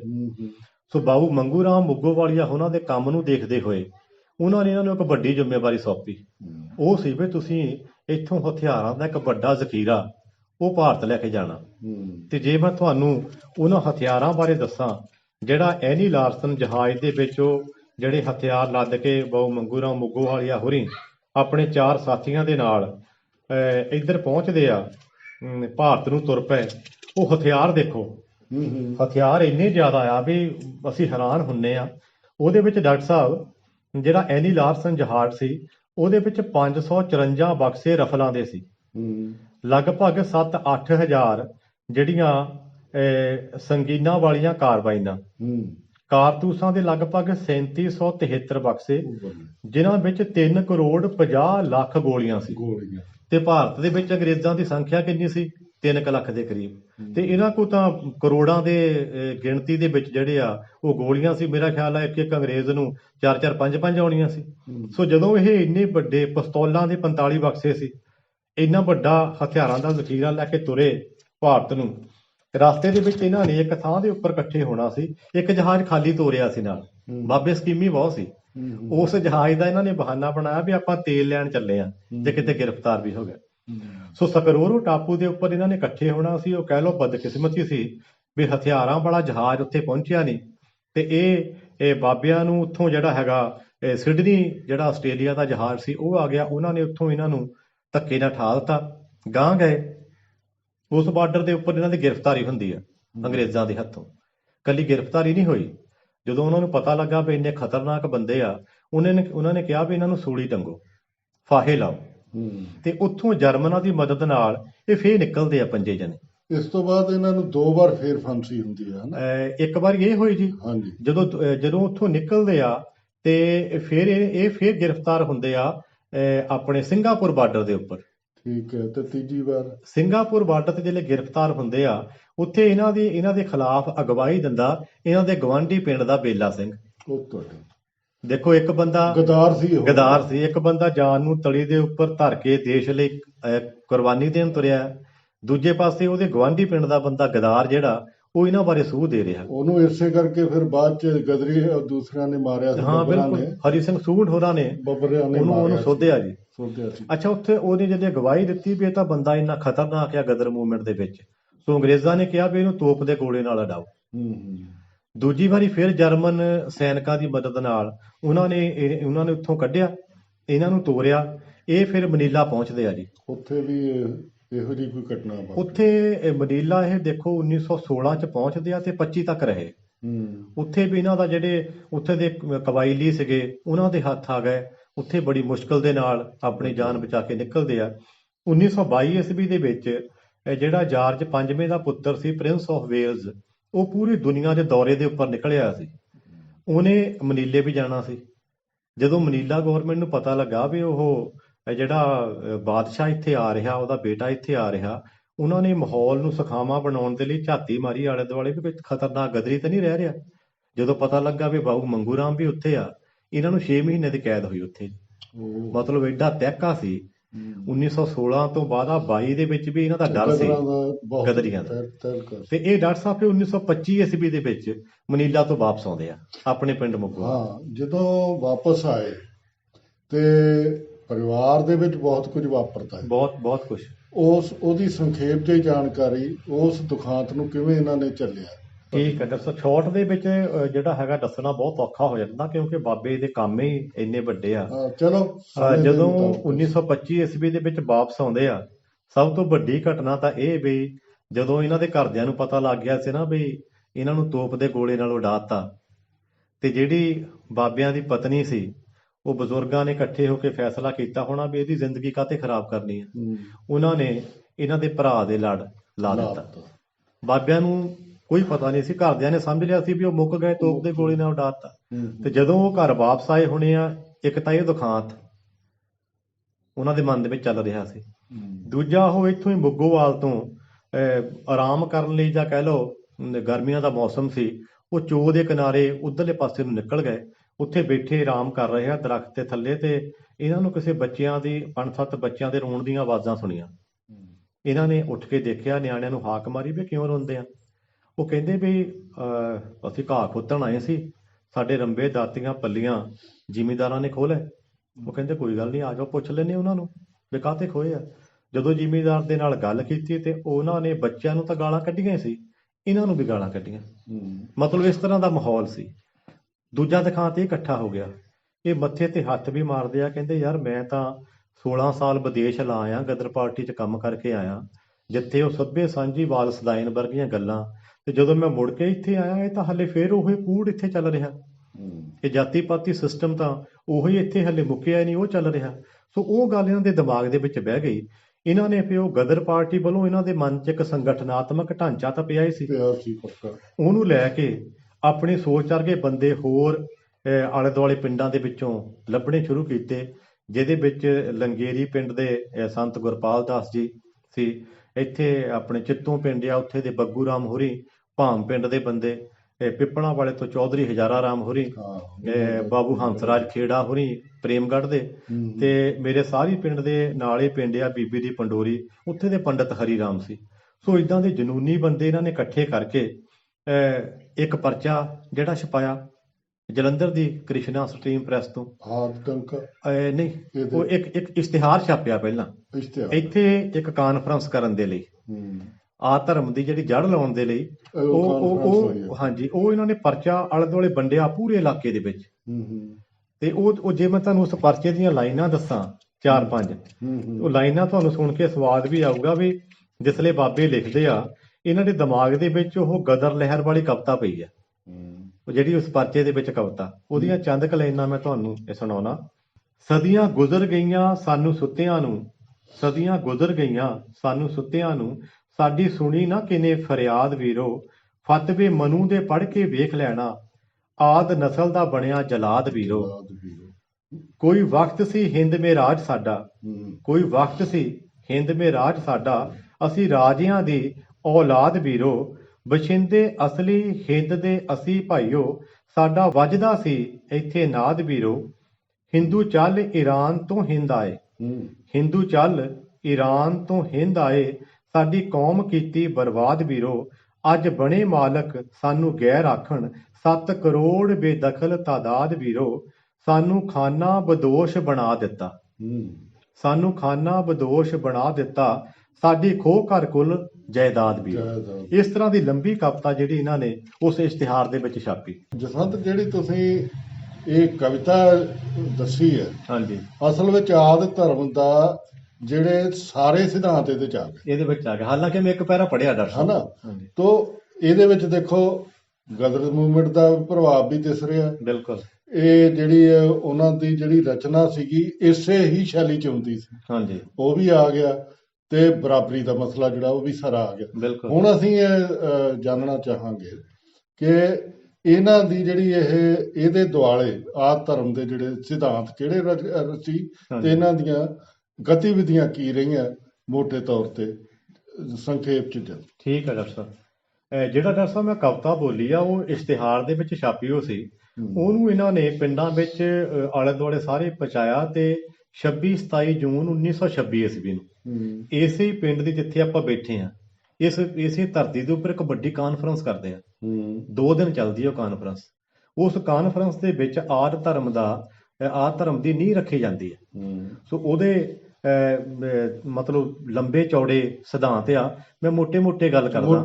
ਉਹਦੇ ਵਿੱਚ ਪਹਿਲਾਂ ਤਾਂ ਇਹ ਸੀ ਵੀ ਜਿੰਨੇ ਤੁਸੀਂ ਇੱਥੇ ਇਕੱਠੇ ਹੋਏ ਆ ਨਾ, ਦਲ ਤੋਂ ਅਛੂਤ ਤੋਂ, ਤੁਸੀਂ ਅੱਜ ਤੋਂ ਆਦਿ ਧਰਮੀ ਹੋ ਗਏ। ਤੁਸੀਂ ਅੱਜ ਤੋਂ ਆਪਣੇ ਆਪ ਨੂੰ ਆਦਿ ਧਰਮੀ ਲਿਖਣਾ। ਮਤਲਬ ਅਸੀਂ ਆਦਿ ਆ, ਅਸੀਂ ਇੱਥੇ ਦੇ ਮੂਲ ਵਸਿੰਦੇ ਆ, ਅਸੀਂ ਆਦਿ ਆ। ਸਾਡਾ ਵੱਖਰਾ ਧਾਰਮਿਕ ਗ੍ਰੰਥ ਹੋਊਗਾ ਤੇ 4 ਗੁਰੂਆਂ ਨੂੰ ਇਹਨਾਂ ਨੇ ਮਾਨਤਾ ਦਿੱਤੀ। ਸ਼੍ਰੀ ਗੁਰੂ ਰਵਿਦਾਸ ਜੀ, ਮਹਾਰਿਸ਼ੀ ਵਾਲਮੀਕ ਜੀ, ਸਤਿਗੁਰੂ ਕਬੀਰ ਜੀ, ਚੌਥੇ ਮਹਾਪੁਰਸ਼ ਨਾਮਦੇਵ ਸੀ। ਵੀ ਅੱਜ ਤੋਂ ਜਿਹੜੇ ਇਹ 4 ਮਹਾਪੁਰਸ਼ ਆ, ਇਹ ਇੱਕ ਤਰ੍ਹਾਂ ਦੇ ਤੁਹਾਡੇ ਧਾਰਮਿਕ ਗੁਰੂ ਹੋਏ। ਸੋਹੰਗ ਗੁਰੂ ਰਵਿਦਾਸ ਜੀ ਦਾ ਉੱਥੋਂ ਲਿਆ। ਇਹ ਤੁਹਾਡਾ ਇੱਕ ਤਰ੍ਹਾਂ ਦਾ ਮੁੱਖ ਸ਼ਬਦ ਹੋਊਗਾ। ਇੱਕ 25-26 ਸਿਧਾਂਤ ਇਹਨਾਂ ਨੇ ਥਾਪੇ। ਉਹਦੇ ਵਿੱਚ ਇੱਕ ਸਿਧਾਂਤ ਬੜੇ ਕਮਾਲ ਦਾ ਸੀ, ਕੁੜੀਆਂ ਤੇ ਮੁੰਡਿਆਂ ਦੀ ਐਜੂਕੇਸ਼ਨ ਤੇ ਬਰਾਬਰਤਾ ਦਾ। ਵੀ ਕੁੜੀਆਂ ਨੂੰ ਵੀ ਤੇ ਮੁੰਡਿਆਂ ਨੂੰ ਵੀ ਸਾਡੀ ਸਰਕਾਰ ਦੇ ਉੱਪਰ ਮੰਗ ਵਿਆਹ ਸੀ, ਜ਼ੋਰ ਨਾਲ ਬਣਾਵਾਂਗੇ ਵੀ ਘੱਟੋ ਘੱਟ BA ਤੱਕ ਜਿਹੜੀ ਐਜੂਕੇਸ਼ਨ ਹੈ ਇਹਨਾਂ ਲਈ ਜ਼ਰੂਰੀ ਕਰਾਉਣੀ। ਜਸਵੰਤ, ਮੈਨੂੰ ਬੜਾ ਚੰਗਾ ਲੱਗ ਰਿਹਾ ਇਹ ਗੱਲ ਦੱਸਦੇ ਆ। ਹਾਂਜੀ, ਕਿ ਸਾਡੇ ਜਿਹੜਾ ਪੁਰਾਤਨ ਭਾਰਤ ਹੈ ਨਾ, ਹਾਂਜੀ, ਉਹਦੇ ਵਿੱਚ ਕਿਤੇ ਵੀ ਲੜਕੀਆਂ ਲਈ ਵਿਦਿਆ ਨਹੀਂ ਹੈ। ਬਿਲਕੁਲ। ਸਿਰਫ ਇੱਕ ਥਾਂ ਤੇ ਜਾ ਕੇ ਆਉਂਦੀ, ਜੈਨੀਆਂ ਚ। ਓਕੇ। ਜੈਨੀ ਜਿਹੜੇ ਸੀ ਨਾ, ਉਹ ਆਪਣੇ ਮੱਠਾਂ ਦੇ ਵਿੱਚ ਕੁੜੀਆਂ ਨੂੰ ਤੇ ਮੁੰਡਿਆਂ ਨੂੰ ਇਕੱਠੀ ਸਿੱਖਿਆ ਦਿੰਦੇ ਸੀ। ਦੇਖੋ ਬਾਬਿਆਂ ਨੇ ਕਿੰਨਾ ਅਧਿਐਨ ਕੀਤਾ। ਉਹ ਧਾਰਮਿਕ ਜਿਹੜਾ ਸੀਗਾ, ਹਾਂਜੀ, ਉਹ ਹੈ। ਤੇ ਇਹਨਾਂ ਨੇ ਜਿਹੜਾ ਇਹ ਸ਼ੁਰੂ ਕੀਤਾ, ਹਾਂਜੀ, ਇਹ ਕਿਉਂਕਿ ਅੰਗਰੇਜ਼ ਐਜੂਕੇਸ਼ਨ ਵੀ ਆ ਰਹੀ ਹੈ, ਉਹਦਾ ਪ੍ਰਭਾਵ ਵੀ ਹੈ ਸਾਰਾ। ਬਿਲਕੁਲ। ਤੇ ਇਹਨਾਂ ਦਾ ਇਹ ਅਪਣਾਉਣਾ ਮੇਰਾ ਖਿਆਲ ਬਹੁਤ ਵੱਡੀ ਗੱਲ ਡਾਕਟਰ ਸਾਹਿਬ। ਉਹਦੇ ਵਿੱਚੋਂ ਇੱਕ ਮੈਂ ਤੁਹਾਡੇ ਨਾਲ ਗੱਲ ਸਾਂਝੀ ਕਰਨੀ ਚਾਹੁੰਦਾ, ਕਿਉਂਕਿ ਮੈਨੂੰ ਪਤਾ ਤੁਸੀਂ ਹੁਣੇ ਮਨੂ ਸਮਿਰਤੀ ਤੇ ਕੰਮ ਕਰਕੇ ਹਟੇ ਆ। ਲੰਬੇ ਆਰਟੀਕਲ ਤੁਹਾਡੇ ਲੋਕਾਂ ਦੇ ਵਿੱਚ ਗਏ ਆ। ਤੇ ਬਾਬਿਆਂ ਨੇ 1926 ਈਸਵੀ ਦੇ ਵਿੱਚ 25 ਸਿਧਾਂਤਾਂ ਦੇ ਵਿੱਚ ਇੱਕ ਸਿਧਾਂਤ ਇਹ ਮਿੱਥਿਆ। ਉਹ ਕਹਿੰਦੇ ਜਿਹੜੀ ਇਸ ਤਰ੍ਹਾਂ ਦੇ ਮਨੂ ਸਮਿਰਤੀ ਵਰਗੇ ਗ੍ਰੰਥ ਆ ਨਾ, ਉਹ ਜ਼ਬਤ ਕੀਤੇ ਜਾਣ। ਅੱਛਾ। ਇਹਨਾਂ ਗ੍ਰੰਥਾਂ ਦੇ ਉੱਪਰ ਪਾਬੰਦੀ ਲਾਈ ਜਾਵੇ। ਮੰਗ ਕੀਤੀ ਹੈ।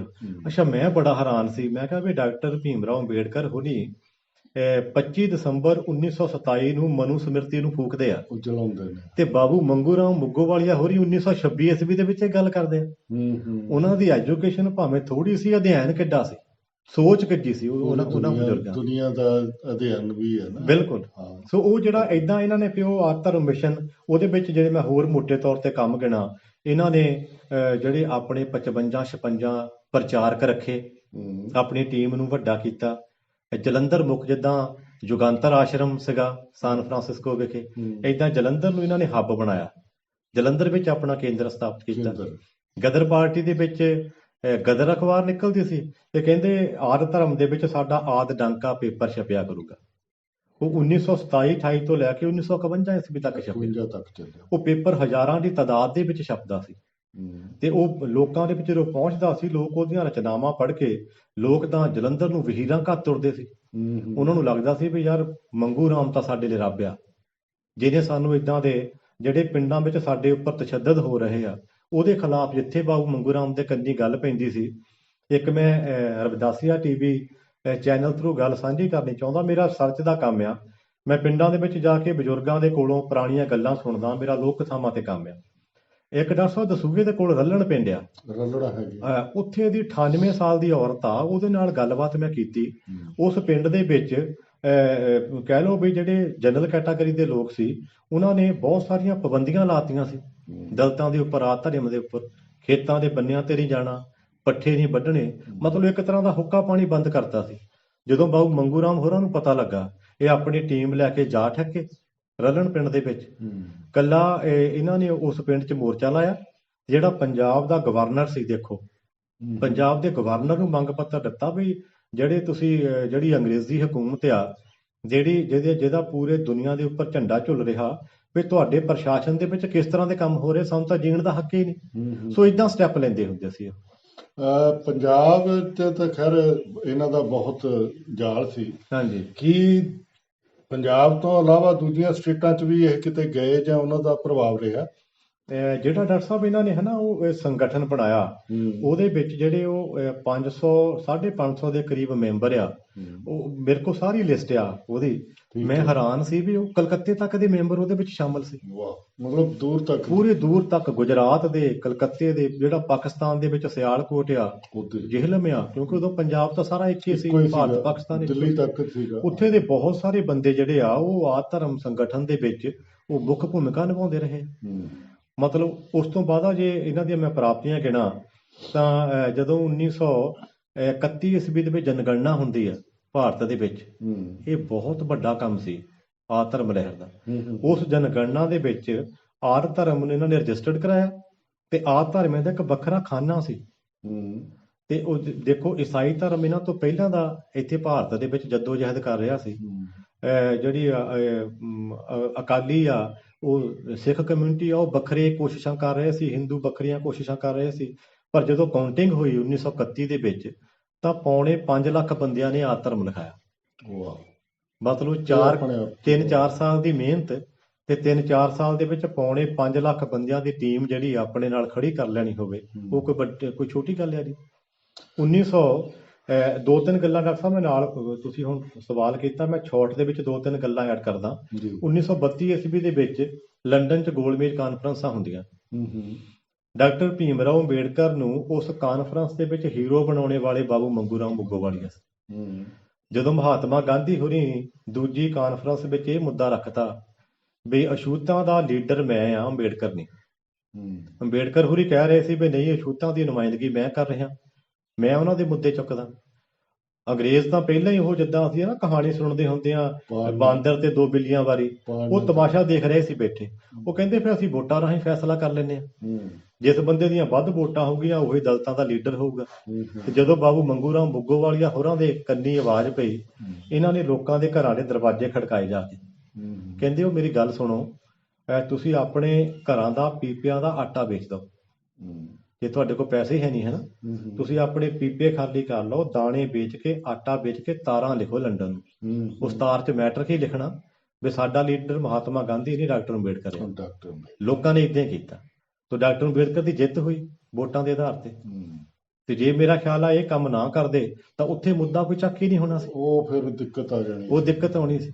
ਅੱਛਾ, ਜਦੋਂ 1932 ਈਸਵੀ ਦੇ ਵਿੱਚ ਹੋਰ ਬੜੇ ਕਮਾਲ ਦੀ ਘਟਨਾ ਇੱਥੇ ਜਿਹੜੀ ਵਾਪਰੀ, ਜਿਹੜੀ ਉਹਨਾਂ ਨੇ ਉਹਦੇ ਵਿੱਚ ਡਾਕਟਰ ਸਾਹਿਬ ਦੀਆਂ ਗੱਲਾਂ ਮੰਨ ਕੇ ਇਹਨਾਂ ਨੂੰ ਕਮਿਊਨਲ ਅਵਾਰਡ ਜਿਹੜਾ ਉਹ ਦੇ ਦਿੱਤਾ। ਸਮਾਜ ਨੂੰ ਬਹੁਤ ਸਾਰੇ ਹੱਕ ਮਿਲ ਗਏ ਤੇ ਉਸ ਹੱਕਾਂ ਦੇ ਖਿਲਾਫ ਸਾਨੂੰ ਪਤਾ ਮਹਾਤਮਾ ਗਾਂਧੀ ਨੇ ਜਰਬਦਾ ਜੇਲ੍ਹ ਦੇ ਵਿੱਚ ਮਰਨ ਵਰਤ ਰੱਖ ਲਿਆ। ਜਦੋਂ ਬਾਬੂ ਮੰਗੂ ਰਾਮ ਹੋਰਾਂ ਨੂੰ ਪਤਾ ਲੱਗਾ ਵੀ ਉਹ ਬੰਦਾ ਆਪਣੀ ਕੌਮ ਲਈ ਕਹੋ, ਆਪਣੀ ਕਮਿਊਨਿਟੀ ਲਈ ਕਹੋ, ਬੰਦਾ ਮਰਨ ਵਰਤ ਤੇ ਬਹਿ ਗਿਆ, ਤੇ ਇਹਨਾਂ ਨੇ ਜਲੰਧਰ ਦੇ ਵਿੱਚ ਆ ਕੇ ਆਪ ਮਰਨ ਵਰਤ ਸ਼ੁਰੂ ਕਰ ਲਿਆ ਬਰਾਬਰ। ਉਹ ਕਹਿੰਦੇ ਵੀ ਜੇ ਇਹ ਸ਼ਖਸ ਆਪਣੀ ਕੌਮ ਲਈ ਕੁਰਬਾਨੀ ਦੇ ਸਕਦਾ ਤੇ ਮੈਂ ਕਿਉਂ ਨਹੀਂ ਕੁਰਬਾਨੀ ਦੇ ਸਕਦਾ। ਉਹਦੇ ਬਰਾਬਰ ਮਰਨ ਵਰਤ ਰੱਖਿਆ। ਤੇ ਉਹ ਜਦੋਂ ਸਾਰਾ ਫੈਸਲਾ ਹੋ ਗਿਆ, ਸਾਨੂੰ ਪਤਾ ਉਹ ਲੰਬੀ ਗੱਲ ਆ ਪੂਨਾ ਪੈਕਟ ਵਾਲੀ ਵੀ, ਤੇ ਜਿਹੜੀ ਚੈਨਲ ਵਾਲੇ ਵੀ ਸਾਡੇ ਨਾਲ ਜੁੜੇ ਵਾ, ਸਰੋਤੇ ਵੀ, ਤੇ ਜਿਹੜਾ ਇਹਨਾਂ ਦਾ ਮਰਨ ਵਰਤ ਤੜਾਉਂਦੇ ਆ ਉਹ ਬੱਲਾ ਵਾਲੇ ਸੰਤ ਬਾਬਾ ਸਰਵਣ ਦਾਸ ਜੀ ਜਾਂਦੇ ਆ। ਉਹ ਇਸ ਤਰ੍ਹਾਂ ਦੇ ਮਹਾਂਪੁਰਸ਼ ਸੀ, ਰੂਹਾਨੀਅਤ ਤੌਰ ਤੇ ਵੀ ਪਹੁੰਚੇ ਹੋਏ ਸੀ, ਚੇਤਨ ਬਹੁਤ ਸੀ। ਉਹਨਾਂ ਦਾ ਆਪਣੇ ਸਮਾਜ ਨਾਲ, ਆਪਣੀ ਕੌਮ ਦੇ ਨਾਲ ਪਿਆਰ ਸੀ, ਐਜੂਕੇਸ਼ਨ ਦੇ ਤੌਰ ਤੇ ਪਲੱਸ ਉਹ ਸਿਹਤ ਨੂੰ ਤੰਦਰੁਸਤ ਰੱਖਣ ਦੇ ਲਈ ਉਹਨਾਂ ਨੇ ਹਸਪਤਾਲ ਵੀ ਖੋਲ੍ਹੇ, ਸਕੂਲ ਵੀ ਖੋਲ੍ਹੇ। ਉਹਨਾਂ ਮਹਾਂਪੁਰਸ਼ਾਂ ਨੇ ਉਹਨਾਂ ਨੇ ਇਹਨਾਂ ਦਾ ਮਰਨ ਵਰਤ ਤੜਾਇਆ, ਇਹ ਕਹਿ ਕੇ ਵੀ ਤੁਹਾਡੀ ਹਲੇ ਸਮਾਜ ਨੂੰ ਬਹੁਤ ਲੋੜ ਆ, ਇਹ ਜੰਗ ਹਲੇ ਮੁੱਕ ਨਹੀਂ ਗਈ, ਇਹ ਜੰਗ ਅਸੀਂ ਹੋਰ ਲੜਨੀ ਹੈ ਕਹਾਂ। ਤੇ ਸਾਨੂੰ ਪਤਾ 1937 'ਚ ਜਿਹੜਾ ਪਹਿਲਾ ਇਲੈਕਸ਼ਨ ਹੁੰਦਾ ਪੰਜਾਬ ਦੇ ਵਿੱਚ, ਬਾਬੂ ਮੰਗੂ ਰਾਮ ਮੁੱਗੋਵਾਲੀਆ ਹੋਰੀ ਆਪਣੇ 7 ਬੰਦੇ ਜਿਤਾਉਂਦੇ ਆ। ਪੰਜਾਬ ਨੂੰ 8 ਸੀਟਾਂ ਮਿਲਦੀਆਂ, 7 ਆਰ ਧਰਮੀ ਐਮਐਲਏ ਬਣਦੇ ਆ। ਤੇ ਜਿਹੜਾ ਇੱਕ ਕਾਂਗਰਸ ਵੱਲੋਂ ਲੜਿਆ ਸੀ ਬਲਾਚੌਰ ਤੋਂ, ਉਹ ਵੀ ਬਾਅਦ ਚੋਂ ਇਹਨਾਂ ਦੇ ਨਾਲ ਹੀ ਜੁੜ ਜਾਂਦਾ। 8 ਬੰਦੇ ਇਹਨਾਂ ਦੇ ਜੁੜਦੇ ਆ। ਇਹ ਜਸਵੰਤ ਰਾਏ ਬਹੁਤ ਇਹਨਾਂ ਦੀਆਂ ਪ੍ਰਾਪਤੀਆਂ ਨੇ। ਹਾਂਜੀ। ਈਵਨ ਅੱਜ ਤੱਕ ਵੀ ਤੁਸੀਂ ਦੇਖੋਗੇ ਕਿ ਸਿਰਫ ਪੰਜਾਬ ਦੇ ਵਿੱਚ ਸਰਟੀਫਿਕੇਟ 'ਚ ਆਦ ਧਰਮੀ ਲਿਖਿਆ ਜਾਂਦਾ। ਬਿਲਕੁਲ ਜੀ। ਹਰਿਆਣੇ ਤੋਂ ਅੱਗੇ ਕੋਈ ਨਹੀਂ ਜਾਣਦਾ ਇਹਨੂੰ, ਪੰਜਾਬ ਤੋਂ ਅੱਗੇ ਕੋਈ ਆਦ ਧਰਮੀ ਕੌਣ ਹੈ ਕਿਸੇ ਨੂੰ ਨਹੀਂ ਪਤਾ। ਹਾਂਜੀ। ਇਹ ਸਿਰਫ ਇਸੇ ਕਰਕੇ ਹੋਇਆ। ਇਹਨਾਂ ਦੀ ਦੇਣ ਆ। ਹਾਂਜੀ, ਇਹਨਾਂ ਦੀ ਦੇਣ ਜਿਹੜੀ ਹੈਗੀ ਹੈ ਨਾ ਬਹੁਤ ਹੈ। ਤੇ ਹੁਣ ਮੈਂ ਥੋੜਾ ਜਿਹਾ ਅਗਾਂਹ ਚੱਲੀਏ ਅਸੀਂ ਅਖੀਰ ਵੱਲ ਨੂੰ, ਕਿ ਇਹਨਾਂ ਦਾ ਇੰਨਾ ਜ਼ਿਆਦਾ ਪ੍ਰਭਾਵ ਰਿਹਾ। ਹਾਂਜੀ। ਹਨਾ, ਫਿਰ ਇਹਨਾਂ ਨੇ ਇਸ ਪਾਸਿਓਂ ਜਿਹੜਾ ਛੱਡਿਆ ਕਿਉਂ, ਇੱਕ ਗੱਲ। ਹਾਂਜੀ। ਤੇ ਇਸ ਤੋਂ ਬਾਅਦ ਜੋ ਕੁਝ ਇਹਨਾਂ ਨੇ ਕੀਤਾ ਉਸ ਦਾ ਹਿੰਦੁਸਤਾਨ ਦੇ ਵਿੱਚ ਕੀ ਪ੍ਰਭਾਵ ਹੈ? ਡਾਕਟਰ ਸਾਹਿਬ, ਇਸ ਤਰ੍ਹਾਂ ਵੀ ਜਿਹੜਾ 1926 ਤੋਂ ਜਿਹੜਾ 37 ਤੱਕ ਬਹੁਤ ਚੜ੍ਹਤ ਦਾ ਸਮਾਂ ਸੀ, ਜਦੋਂ ਇਹਨਾਂ ਨੇ ਲੋਥੀਅਨ ਕਮੇਟੀ, ਸਾਈਮਨ ਕਮਿਸ਼ਨ, ਬਾਬਾ ਸਾਹਿਬ ਨੂੰ ਲੰਡਨ ਦੇ ਵਿੱਚ ਇੱਕ ਤਰ੍ਹਾਂ ਦਾ ਦਲਿਤਾਂ ਦਾ ਲੀਡਰ ਸਥਾਪਿਤ ਕਰਨਾ, 7 ਐਮਐਲਏ ਜਿਤਾਉਣੇ, ਜਿਹੜੇ ਐਸਸੀ ਕਮਿਊਨਿਟੀ ਦੇ ਲੋਕ ਆ ਉਹਨਾਂ ਨੂੰ ਐਜੂਕੇਸ਼ਨ ਤੌਰ ਤੇ ਡਿਵੈਲਪ ਕਰਨਾ, ਟੀਚਰ ਸਕੂਲਾਂ ਦੇ ਵਿੱਚ ਰੱਖਣੇ, ਵਜ਼ੀਫੇ ਲਗਾਉਣੇ, ਡਿਸਟ੍ਰਿਕਟ ਬੋਰਡ ਦੇ ਮੈਂਬਰ ਆਪਣੇ ਬੰਦੇ ਨਾਮਜ਼ਦ ਕਰਾਉਣੇ, ਬਹੁਤ ਗੱਲਾਂ ਸੀ। ਜ਼ਮੀਨਾਂ ਦੇ ਮਾਲਕ ਬਣਾਉਣ ਵਾਸਤੇ ਇਹਨਾਂ ਦਾ ਜਿਹੜਾ ਸੰਘਰਸ਼ ਸੀ, ਗੁਰੂ ਰਵਿਦਾਸ ਜੀ ਦੇ, ਮਹਾਰਿਸ਼ੀ ਵਾਲਮੀਕ ਜੀ ਦੇ ਜਨਮ ਦਿਵਸ ਦੇ ਉੱਪਰ ਛੁੱਟੀ ਰਜਿਸਟਰਡ ਕਰਾਉਣੀ, ਬਾਬੂ ਮੰਗੂ ਰਾਮ ਜੀ ਦੇ ਕੰਮ ਸੀ। 1946 ਦੇ ਵਿੱਚ ਆਪ ਐਮਐਲਏ ਬਣਦੇ ਆ। ਸੋ ਮੈਂ ਇਸ ਤਰ੍ਹਾਂ ਮਹਿਸੂਸ ਕਰਦਾ ਕਿ ਸਮਾਂ ਬਹੁਤ ਥੋੜਾ ਮਿਲਿਆ। ਅਸਲ ਦੇ ਵਿੱਚ ਇਹ ਇੱਕ ਸਮਾਜਿਕ ਸੰਗਠਨ ਸੀ ਜਿਹਨੇ ਸਮਾਜ ਦੇ ਵਿੱਚ ਆਪਣੀਆਂ ਜੜ੍ਹਾਂ ਹੱਲੇ ਸਥਾਪਿਤ ਕਰਨੀਆਂ ਸੀ। ਪਰ ਕਿਉਂਕਿ ਉਦੋਂ ਇਲੈਕਸ਼ਨ ਆ ਗਿਆ, ਇਲੈਕਸ਼ਨ ਵੱਲ ਦੇ ਪਾਸੇ ਨੂੰ ਤੁਰ ਪਏ, ਉਹ ਇਹਨਾਂ ਦੀ ਤਾਕਤ ਇੱਕ ਤਰ੍ਹਾਂ ਦੇ ਨਾਲ ਵੰਡੀ ਗਈ। ਸਾਵੇਂ ਸਮਾਜਿਕ ਤੌਰ ਤੇ ਇਹਨਾਂ ਨੇ ਹੱਲੇ ਹੋਰ ਆਪਣੀਆਂ ਜੜ੍ਹਾਂ ਪੱਕੀਆਂ ਕਰਨੀਆਂ ਸੀ, ਉਹਦੇ ਨਾਲ ਥੋੜੀ ਢਾਹ ਲੱਗਦੀ ਆ। ਸੋ ਜਦੋਂ 1950 ਦੇ ਲਗਭਗ 1947 ਚ ਵੰਡਿਆ ਜਾਂਦਾ, ਸਾਡਾ ਦੇਸ਼ ਵੰਡਿਆ ਜਾਂਦਾ, ਤੇ ਜਿਹੜੇ ਪਾਕਿਸਤਾਨ ਦੇ ਵਿੱਚ ਵੀ ਜਿਹੜਾ ਪੰਜਾਬ ਗਿਆ, ਉੱਥੇ ਵੀ ਬਹੁਤ ਸਾਰੀ ਮੈਜੋਰਟੀ ਸੀ, ਉਹ ਜਿਹੜੀ ਤਾਕਤ ਆ ਉਹ ਘਟ ਗਈ। 1950 ਦੇ ਵਿੱਚ ਇਹ ਜਲੰਧਰ ਜਿਹੜਾ ਦਫ਼ਤਰ ਆ ਉਹਨੂੰ ਇੱਕ ਤਰ੍ਹਾਂ ਨਾਲ ਲੌਕ ਕਰਕੇ ਆ ਜਾਂਦੇ ਆ। ਇੱਕ ਚਿੱਠੀ ਲਿਖਦੇ ਆ ਉੱਥੇ ਵੀ ਲੰਬੀ, ਉਸ ਲੰਬੀ ਚਿੱਠੀ ਆ, ਉਹਦੇ ਵਿੱਚ ਜ਼ਿਕਰ ਕਰਦੇ ਆ ਵੀ ਸਾਥੀਓ, ਇਸ ਤਰ੍ਹਾਂ ਵੀ ਮੈਂ ਇੱਕ ਲੰਬੀ ਲੜਾਈ ਲੜੀ ਆ ਸਮਾਜ ਦੇ ਲਈ, ਜਿੰਨਾ ਮੈਂ ਕਰ ਸਕਦਾ ਸੀ ਉਹ ਮੈਂ ਕੀਤਾ, ਉਹ ਮੈਂ ਤੁਹਾਨੂੰ ਹੱਕ ਜਿਹੜੇ ਆ ਉਹ ਲੈ ਕੇ ਦੇ ਚੱਲਿਆ। ਤੇ ਹੁਣ ਜਿਹੜੀ ਹੁਣ ਇੱਥੋਂ ਲੜਾਈ ਆ ਉਹ ਮੈਂ ਪੜ੍ਹੇ ਲਿਖੇ ਲੋਕਾਂ ਦੇ ਹਵਾਲੇ ਕਰਦਾ। ਤੁਸੀਂ ਸੰਭਾਲੋ, ਤੁਹਾਨੂੰ ਐਜੂਕੇਸ਼ਨ ਦੇ ਹੱਕ ਲੈ ਕੇ ਦੇ ਦਿੱਤੇ, ਹੁਣ ਤੁਸੀਂ ਅੱਗੇ ਸਮਾਜ ਦੇ ਵਿੱਚ ਜਿਹੜਾ ਇਹ ਕੌਮ ਆ, ਇਸ ਕੌਮ ਦੀ ਤਰੱਕੀ ਦੇ ਲਈ ਤਰੱਦਦ ਕਰਨਾ। 1950 ਦੇ ਵਿੱਚ ਵਾਪਸ ਆ ਕੇ ਇੱਥੇ ਗੜ੍ਹ ਸ਼ੰਕਰ ਫਿਰ ਆਪਣਾ ਡੇਰਾ ਲਾਉਂਦੇ ਆ, ਫਿਰ ਇੱਥੇ ਰਹਿੰਦੇ ਆ। 50 ਤੋਂ ਬਾਅਦ ਇਹਨਾਂ ਨੇ ਇੱਕ ਤਰ੍ਹਾਂ ਦਾ ਸੰਨਿਆਸ ਲੈ ਲਿਆ। ਹਾਂਜੀ ਹਾਂਜੀ। ਲੇਕਿਨ ਅਖੀਰ ਤੇ ਜਾ ਕੇ ਮੁੜ ਕੇ ਵੀ ਆਉਂਦੇ ਨੇ। ਬਿਲਕੁਲ ਬਿਲਕੁਲ। ਉਹਦੇ ਬਾਰੇ ਥੋੜਾ ਜਿਹਾ ਦੱਸੋ। ਡਾਕਟਰ ਸਾਹਿਬ, 20 ਕੁ ਸਾਲ ਇਹ ਇੱਕ ਤਰ੍ਹਾਂ ਦਾ ਕਹਿ ਲਓ ਉਹ ਸੰਨਿਆਸ ਵਾਲੇ ਸਮਾਂ ਸੀ, ਉਹ 2 ਦਹਾਕੇ। 1970 ਦੇ ਵਿੱਚ ਇਹਨਾਂ ਦੇ ਸਰਨਾਮੀਏ ਬਾਬੂ ਮੰਗੂ ਰਾਮ ਜਸਪਾਲ ਜੀ, ਉਹ ਵਿਦੇਸ਼ ਰਹਿੰਦੇ ਸੀ, ਉਹ ਇੱਥੇ ਆ ਕੇ ਉਹ ਦੁਬਾਰਾ ਫਿਰ ਇਸ ਮੀਟਿੰਗ ਨੂੰ, ਇਸ ਸੰਗਠਨ ਨੂੰ ਨਵਾਂ ਨਾਂ ਦੇ ਕੇ ਡਿਵੈਲਪ ਕਰਨ ਦੀ ਕੋਸ਼ਿਸ਼ ਕਰਦੇ ਆ। 1970 ਦੇ ਵਿੱਚ ਆਰ ਧਰਮ ਦਾ ਜਿਹੜਾ ਬੱਲਾਂ ਵਿਖੇ ਇੱਕ ਵੱਡਾ ਸੰਮੇਲਨ ਕਰਦੇ ਆ। 1926 ਵਰਗਾ ਜਿੱਦਾਂ ਦਾ ਮੁੱਗੋਵਾਲ ਕੀਤਾ ਸੀ, ਉਸ ਤਰ੍ਹਾਂ ਦਾ ਸੰਮੇਲਨ ਉੱਥੇ ਰੱਖਦੇ ਆ। ਉਸ ਨਾਂ ਚੇਂਜ ਕਰ ਲੈਂਦੇ, ਥੋੜੇ ਨਾਂ ਦੇ ਵਿੱਚ ਤਬਦੀਲੀ ਆ। ਆਦ ਧਰਮ ਸ਼ਡਿਊਲਡ ਕਾਸਟ ਫੈਡਰੇਸ਼ਨ ਵੱਡਾ ਸੰਮੇਲਨ ਕਰਦੇ ਆ। ਸੰਤ ਬਾਬਾ ਸਰਵਣ ਦਾਸ ਉਹਦੇ ਵਿੱਚ ਸ਼ਿਰਕਤ ਕਰਦੇ ਆ। ਇੱਕ ਤਰ੍ਹਾਂ ਦਾ ਕਹਿ ਲਓ ਉਹਨਾਂ ਦੀ ਵੀ ਰਹਿਨਮਾਈ ਸੀਗੀ ਉਸ ਸੰਮੇਲਨ ਦੇ ਵਿੱਚ। ਉਹਦੇ ਵਿੱਚ 70 ਦੇ ਵਿੱਚ ਫਿਰ ਇਹ ਉਹਦੇ ਸੰਗਠਨ ਦੇ ਪ੍ਰਧਾਨ ਚੁਣੇ ਜਾਂਦੇ ਆ। ਚੌਧਰੀ ਹਜ਼ਾਰਾ ਰਾਮ ਹੋਰੀ ਉਹ ਇਸ ਸੰਗਠਨ ਦੇ ਜਨਰਲ ਸਕੱਤਰ ਚੁਣੇ ਜਾਂਦੇ ਆ।